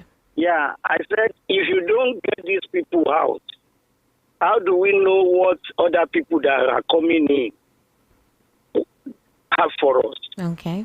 So, and I've always said it, that this is a game of numbers. And this ruling party, they understand it. That is when they say everybody should come in. Even if you are a dead sinner, your sins are forgiven once you come in. Because they understand the game. So somebody that didn't perform well yesterday, I'm not vowing for anybody, but that is just the simple truth of the matter. That is the rule of the game. And Mr. Kunde is trying to let us know about that. Okay. The only thing is that anybody that is coming as a flag bearer, we give them conditions. Okay. We set a timeline for them. Look at what is happening in rivers. You know, apart from all the problems that we've been having up north, just this. Look at Rivers. They said he should come and tender, what he has done. Well, the sole administrator has denied. He said that's not true. Well, okay. So be it. So what we are saying now is that the country, like everybody, is in panic. We are in panic. Everybody everywhere is terrible. It's not easy. I won't lie about it. But one last thing I want to say is that I feel sorry when Oga there is telling us that he drank Gary. I feel even as worse as it is, I know it's been long I took Gary. Are you serious? I wouldn't mind, Me, I drank Gary too yesterday. I drank Gary too, with cold water. It's by choice. Exactly. By your choice. But the way Oga is saying that, I say, and this is Easter coming, and your name is Easter. Maybe I don't know whether we can share this Easter together. So God bless you. Thank you very much, Chooks. Thank you. Hello, good evening. Hello. Turn down the volume of your radio, please. Thank you. Hello. Can you hear me? Yes, I can hear you very much. What's your name? I cannot hear you, but let me go ahead. What's your name? My name is Chike. I'm calling from Apapa. All right, Chike, please go ahead. Yes, I just want to talk briefly on the coalition. When the politician... Hello, can you hear me? Go ahead, Chike, I can hear you. When the politician is trying to sort out their own interests, the question I want to ask ourselves is, what is our own interest? Because every politician has his own interest to pursue, including Peter Obi. But what matters is whose interest is aligning with the interest of the people. And that is the person that we will follow by 2027. Let all of us come out in mass and vote the person who think he will lead us out of this problem. And when the INEC and the judiciary try to do otherwise, we should say no, enough is enough. Okay. Just as I said before, no, they will not kill all of us. If we resist them and refuse companies refuse to work, banks refuse to work, everybody on the street, at the end of the day, they are going to surrender. That is exactly what my own position about this coalition. All right, to the politicians, they are not after your own interest, but let's follow the one that his interests align with our own interests. All right, thank you very much. Hello, good evening. How are you? Good evening. Yes, good evening. What's your name, please? This is Marshall Obama. Marshall Obama. Exactly. Amazing. Welcome. What's your location, Mr. Marshall Obama? I'm just by cement. All right. Okay, please go ahead, Mr. Marshall. Oh, good evening. Oh, good evening. I really want to see Nigeria with Lai Mohammed. What is he trying to tell us now? Mr. Lai Mohammed is a disgrace now to his own family anytime they Please. I told you, no derogatory comments. Just say what you want to say. Thank you. I'm sorry. All right. You see, Lai Mohammed will go and start speaking like this. DSS cannot pick him. Hello? Now. Okay. Do they want us now to go back to 2020? Hello? To look for who won or who won. Okay. Well, what about the election professor? What are we doing to ourselves? Problem in the country. President is not around. But he gave state of emergency to Rivers State where one person never died. Look at what is happening there. How many times Benue and Plateau we cry and be carrying coffin? It's a shame. Thank you very much. All right, let me take messages right about now. I'll be taking calls for now, so I need to read out the messages. I'm going to start off from YouTube. So, as Ziegbemi Justice says, stop the lies, add Rivers votes that Wike stole from Obi, Edo, Plateau, Bauchi, Taraba, and Lagos, where Labour Party votes were suppressed to favour Tinubu and Atiku. Style says, I believe El-Rufai, Peter Amadi, the Sultan and majority of the North are dragging Nigeria back to the Middle Ages. His views of social media are alarming and a way of backwardness. I am afraid of the future of Nigeria Nigeria. As Ibwemi Justice says, how come there was a glitch only on the presidential election results? Obadimu Matthew, Nigeria is not a nation. Adedayo says, I believe both Lai Mohammed, El-Rufai, and some selfish politicians are to be blamed for what Nigerians are currently facing. They impose a president on us. Obadimu Matthew, Nigeria. Okay, I'm not going to read this. Well, Styles, I believe he won, but he is destroying. Refineries Buhari, not Tinubu. Cynthia O. Omoro Giver. Esther, I know you're doing your work. Thank you. With Tinubu, Nigeria is finished. Styles, Tinubu is Okay, I'm gonna calm down. Ojepe Eke says Tinubu is punishing Nigerians for rejecting him. Oluwakemi Okehi, yes, some people voted for Tinubu, but not the votes he got was not sufficient for him to win. APC lost even in his stronghold. He rigged it his way in. Peter Obi won in Rivers, but it was eventually rigged for APC. Ojepe Eke, where are all the men of God in Nigeria? Have they gone tribal? Where are all? Okay. Thank you very much. I think these are all the messages on YouTube. Let me come quickly to WhatsApp. I'll start here. Good evening, VOP. All those analyses from Lai Mohammed are twisted theories. My question to Lai Mohammed and INEC is, how come the Arab portal suddenly stopped working when it's time for presidential election? Peter Obi calling to Mr. President is a normal thing every other Nigerians are saying. A lot of killing in Plateau State, and yet the president is nowhere to be found. Honestly, it's so painful and disheartening. Ralph from Satellite Town. Good evening, Esther Wachku. During Buhari's administration, they claim they have a long list of prominent Nigerians sponsoring terrorism. No northern elder queried Buhari to release the names. If they have used the energy they are using now during Buhari's regime, maybe half of the problems would have been solved by now. But because they want power back in 2027, now they have a voice. Tunde from Ijegun. All right. Good evening, Esther and special guest, Mr. Ekundaya. Now Nigerians are getting poorer. It's now luxury to get food to eat per meal. The suffering is too much. Who will save Nigeria? If you see how people beg on a daily basis for food. Kenny Young from Lagos. I agree with you on that. Good evening. Lai Mohammed is not the INEC chairman, so why will I listen to him? On the Sultan's speech, he's not happy that they can't control it, and it is revealing a lot of atrocious acts that our local media are not allowed to show. From Chief Udo. Good one there, Chief Udo. Okay, this person says, I swear with my life that Peter Obi won the 25th February presidential election, and if not that his votes were reduced and his supporters were prevented from voting in some states, I tell you authoritatively that he would have scored more than 50 million votes. Shame on David Umahi for saying repeatedly that Igbos must vote for Tinubu in 2027, and even his family members will never vote. Ask Lai Mohammed, why did INEC chairman deliberately turn off the server of the presidential election and the National Assembly election was okay despite being conducted on the same day? Good evening, everyone. What is your name? Okay.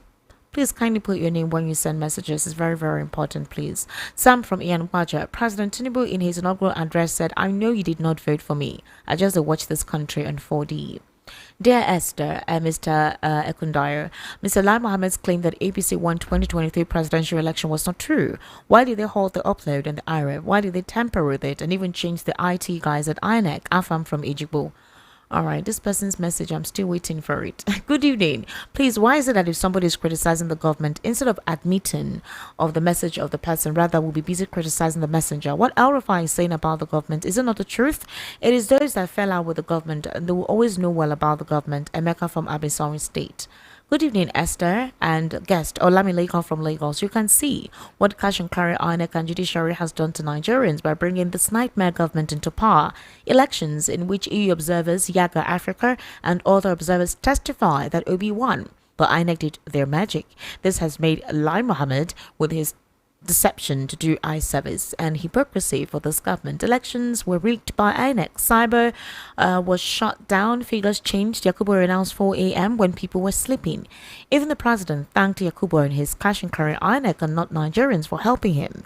Okay, judiciary sealed the deal. That is why we're in this nightmare. It's a shame the worst of us is ruling the best of us. Truly, there was a country. This is from Olamilekon from Lagos. Good evening, Esther. This is the time Nigerian state government will clear the whole bushes in their state so as to minimize the hideout of bandits and ritualists and kidnappers. Trace Joe from Agbara. All right, Trace Joe, well done. I followed closely the judicial proceedings from the tribunal up to the Supreme Court. There was no time that the legal teams of Obi and Atiku ever presented any admissible evidence. Even at a stage, the judges were visibly angry at the legal team of Obi in particular. We all witnessed the proceedings. I am no sympathizer of any political party or candidate, but let's be objective and factual so that the public is not misinformed or misled. Your guests are apparently not dispassionate. They allow their emotions to get the better of them. My question again, just like the presenter, is who, by their own reckoning, actually won the elections? All right. Don't be surprised. Lai Mohammed will come out tomorrow and deny all these things they had said. Onyechiku Mwachuku from Ajao Estate. Good evening, House. Sister Esther Mwachuku, if you could remember, I had said it in this platform that we shall witness more confession from the evil tyrants that held our country Nigerians down. If I may ask, the words of Lai Mohammed and El-Rufai, are they not confession in disguise? The blood of innocent Nigerians that was given mass burial will never allow these tyrant leaders sleep well. Their bloods will keep tormenting them day and night. Remember, no peace for the wicked, and every man on this earth will give account of his life. However, expect more confessions by this time tomorrow. VOP, I love you guys. May God's empathy continue to rest upon you all. Thank you very much.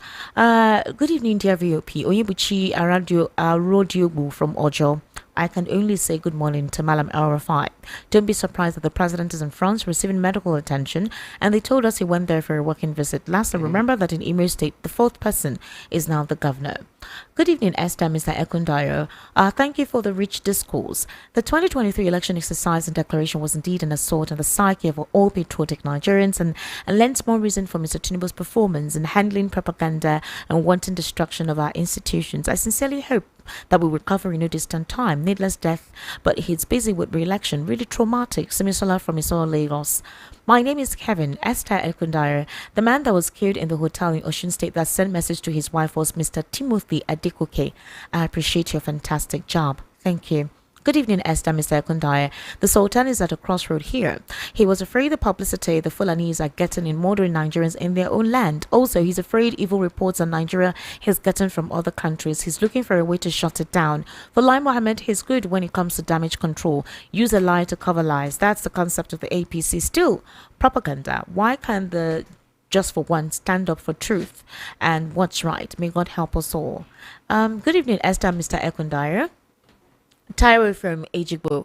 It's unfortunate that the people who are elected to protect Nigerians are now telling the same Nigerians to defend themselves.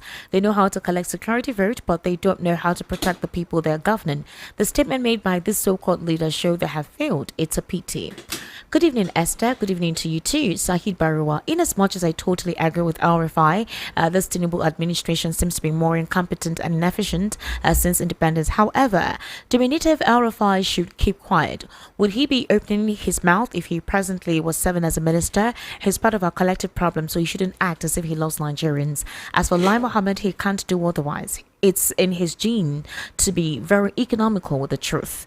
The president and his people know inside of them what happened with the mandate. He knows that he's a usurper. Time will tell. Good evening, Esther and the guest, Sahid Barua. Thank you very much for that message. Greetings, Esther and Mr. Ekundayo. I just want to appreciate you guys for your good work. God is your strength. Keep it up. Nigeria Matadon Time. Derek Ugochukwu from Achigunle. All right, thank you very much, Derek. Good evening, Esther and the guest. I want to ask, what's the premium or value of human life in Nigeria?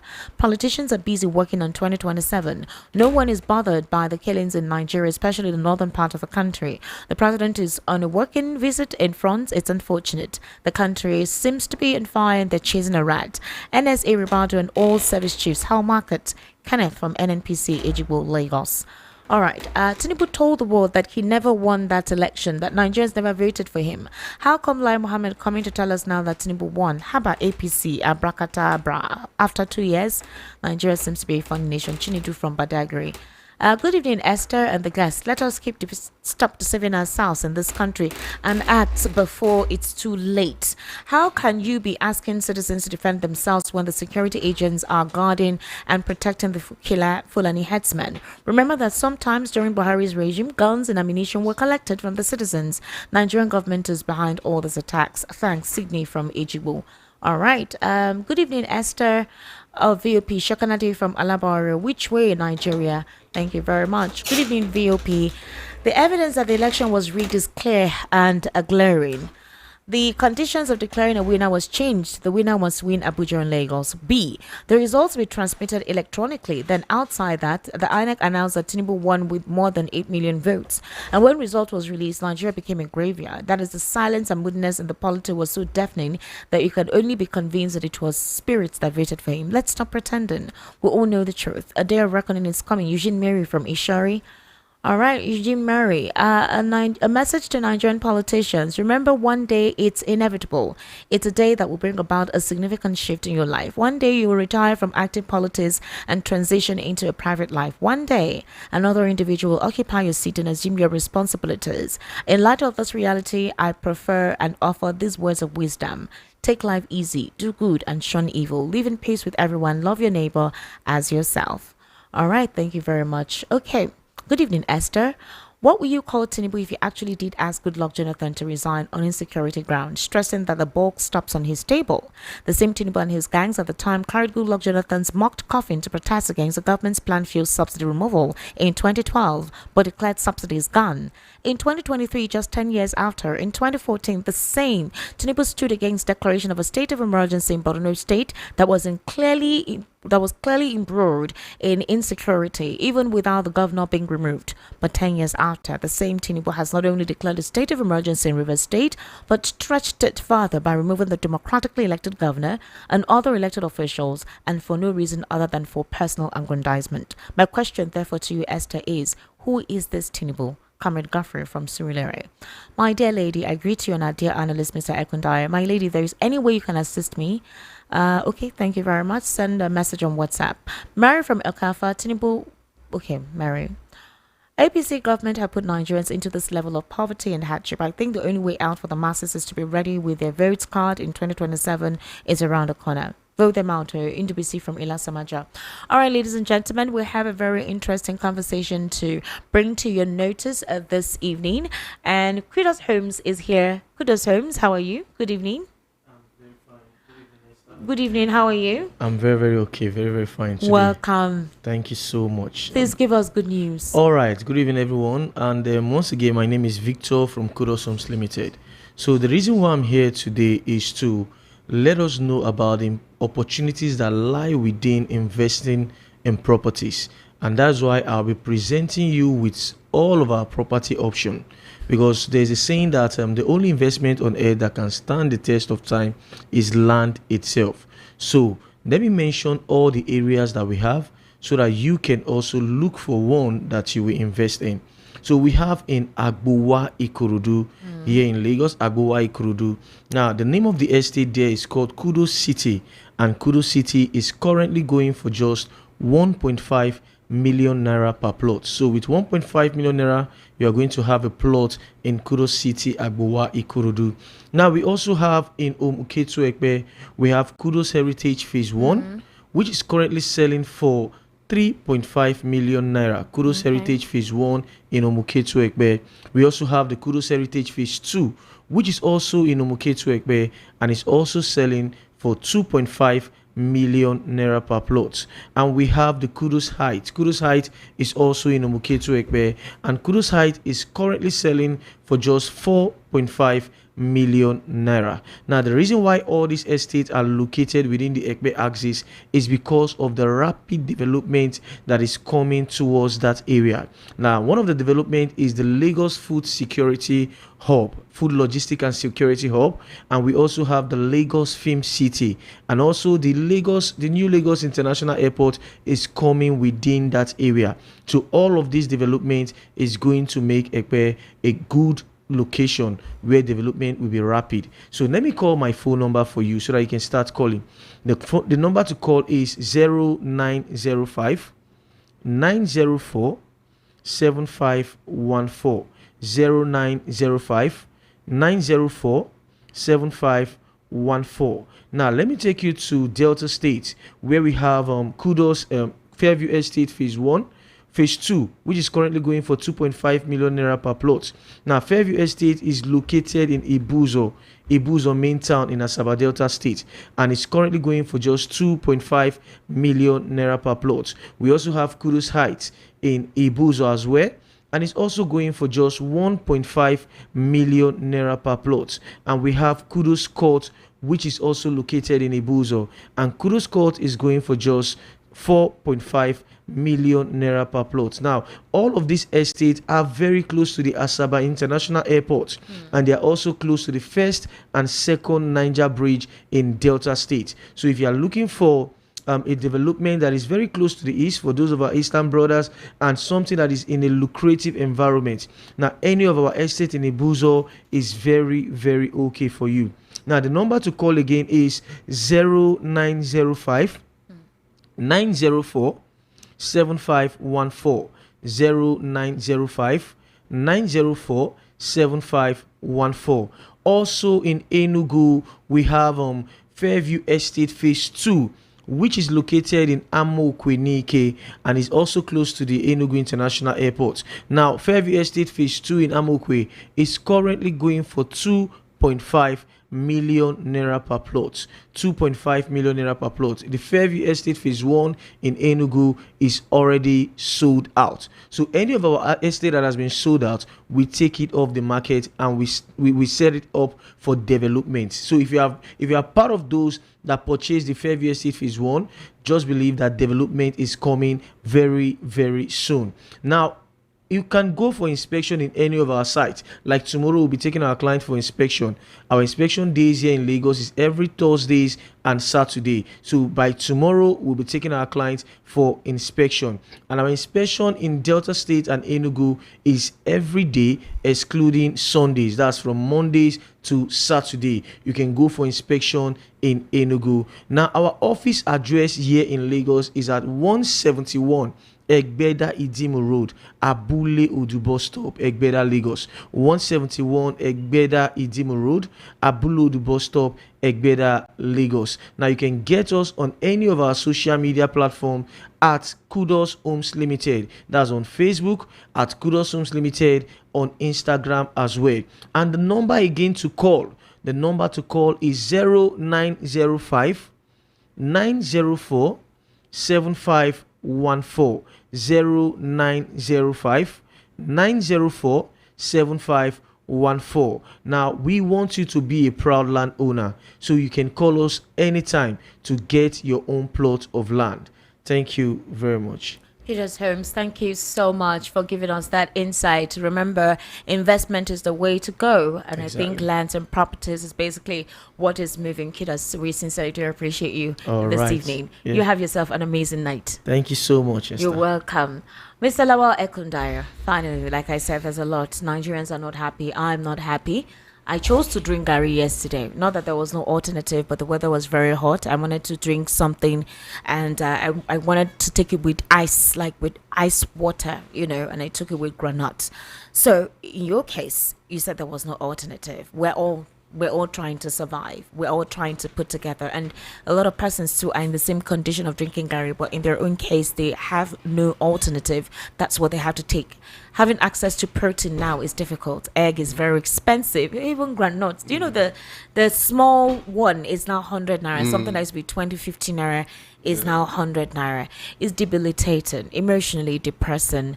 We're hoping that the government are listening to the plight of the people. That's why we have these conversations here. We're not having the conversation to, bring down the government of the day or insult them or be derogatory towards them. We just want them to know the plight of the people and then act on it, do something about it. And that's why these conversations are being heard. It's not necessarily targeted against anybody out of sentiment or hate. So, in that particular regard, we'll continue to bring out the light of people and the plight of people on this platform. What do you have to say regarding all we've discussed today? Let me start with a question. All right. Who is in charge of the country at this moment? The vice president. Okay, he's not in charge. He's in the country right now. He's back from Senegal. No. Is he back from where he went to, or is now in charge? Because there's two things. Both of them were not around. Then one came back. You get it? Is he now in charge after coming back? Or he was in charge when he was around, when he was not around too? But he's back now. I mean, 2 days ago, you heard him. They launched the LEAP initiative of the president's Anybody can do that. No, but it was the vice president that did that. No, I'm not. Anybody can do that. Even a minister can do that. Who is in charge? That's the problem. That's the question. Who is in charge. But if the president went on a working visit, doesn't it mean that he's administrating from there? Okay, okay. No, I'm not arguing. Okay. I'm just asking a question. All right. You get it? Because both of them went at the same time. Not at the same time. The president went first, and then I think the second day or the third day, the vice president went to Senegal. Together. Yes. They were there. Now the vice came back. When they were there, who was in charge? What do you mean they were there? They were not. No, I'm saying that. No, I know. What I mean by they were there, that they were abroad. Okay. They were not in Nigeria. Okay. They were there. That is abroad. Okay. Now, when they were there, abroad, that is out of the country, the vice and the president, who was in charge? Well, according to Bayo Nanoga, everyone knows their responsibility, and the president wasn't working. Wow, is that the way to run a country? Anybody knows their way. Anybody can do their whatever. Last year, the that's president chaos. traveled and the vice president traveled too. It's not the first time both of them are out of the country. That's what I'm saying. That's a chaos now. Because when everybody is in charge, all the ministers are equal, isn't it? Even if they're here, even if the president is in the country, does it stop these killings from? No, I'm not even talking about the killings. You get it? Let's put that one aside. Okay, so what are you saying? What I'm do you mean by who is in charge? No, and I'm telling you, even if the president is here. So what are you saying that the president is saying? I'm not saying anything. I'm just interpreting what you mean. Okay. You're asking who is in charge, and because he's not around. And I said he's administrating from France. So even if he's here physically present, these things happen. So what are you driving at? What I'm driving at is that somebody must be in charge. And that's what I'm asking, because if these things happen even when the president is in the country. Then we are discussing it now. We did that time. Because we saw that it's not something that's supposed to be done now. It's repeated again. You get? So we are now asking. You get? Who is in charge of the country? Somebody said everybody knows their work. Where all the ministers are equal. So who will report to who? You get it? Who will summon who? You get? Now that is one side. Now the vice is back. Is he in charge? These are questions that we need to ask, because somebody must be in charge. Somebody must carry that responsibility. So who is carrying the responsibility at the moment? My issue is the country, because if nobody is in charge, then the country is shutting down. Well, the electricity situation is another impending factor. The blackout in most axes in Lagos, I don't know what is going on. That needs to be addressed. The weather is so hot. There needs to be something done about electricity. Then who are you going to report to? That's what I keep saying, that who is in charge at the moment. Let us know who is in charge so that we know who will speak to Nigerians about what is going on. So who is in charge? That if nobody is in charge, that definitely you have locked the office. You have locked the government down now because nobody is in charge. All right, Mr. Lawal, is that your final take? Who is in charge? That's the because I don't know. We need to speak to somebody. All right. Okay. No, so who are we speaking to now? Speak to the president. He's not in the office now. He's listening from France. He's listening from France. Yes, he's good. But he should tell us. Please tell us from France. Okay. You get it? Who is in charge of the country? You get it? Who is in charge? Who are we going to report to? Who are we going to talk to? You get it? Who is in charge? He should tell us from France. Who is in charge? Is he telling us that he should make a broadcast that since I'm not around, the vice is now in charge till I come back. And if you are there, you want to be ruling from France, you can make a broadcast and say, I'm still ruling from France, so there's no problem. We'll leave you there till 2027 when we'll do election. You can be there for the next 1 year, 2 years, be ruling from France. It's okay now. You get what I'm saying? All right. Because the House of Assembly, they are not speaking anything. They are not asking. So who are they reporting to? Who are they calling? You get now the Senate, the same thing. Everybody just keep quiet as if it's normal. So who is in charge? Nobody is in charge, Abi. At the moment, nobody is in charge of the country. Is that what they are telling us? I don't understand now. Now, who are we going to talk to? We are saying all this in a Fulani, this and what about the other? Now, everybody will say, I'm not in charge now. No, you didn't tell me to be in charge. So, anybody can go ahead and do whatever they like. Hopefully, Bayo Nanoga will respond to you tomorrow. Please, I'm begging him to respond to us because we don't know who are we. I don't know. He should respond. Thank you very much, Mr. Lawal Ekundare. I sincerely do appreciate you taking your time and vehemently and passionately talking about Nigeria's issues. I sincerely do appreciate you. Thank you very much. Thank you. All right.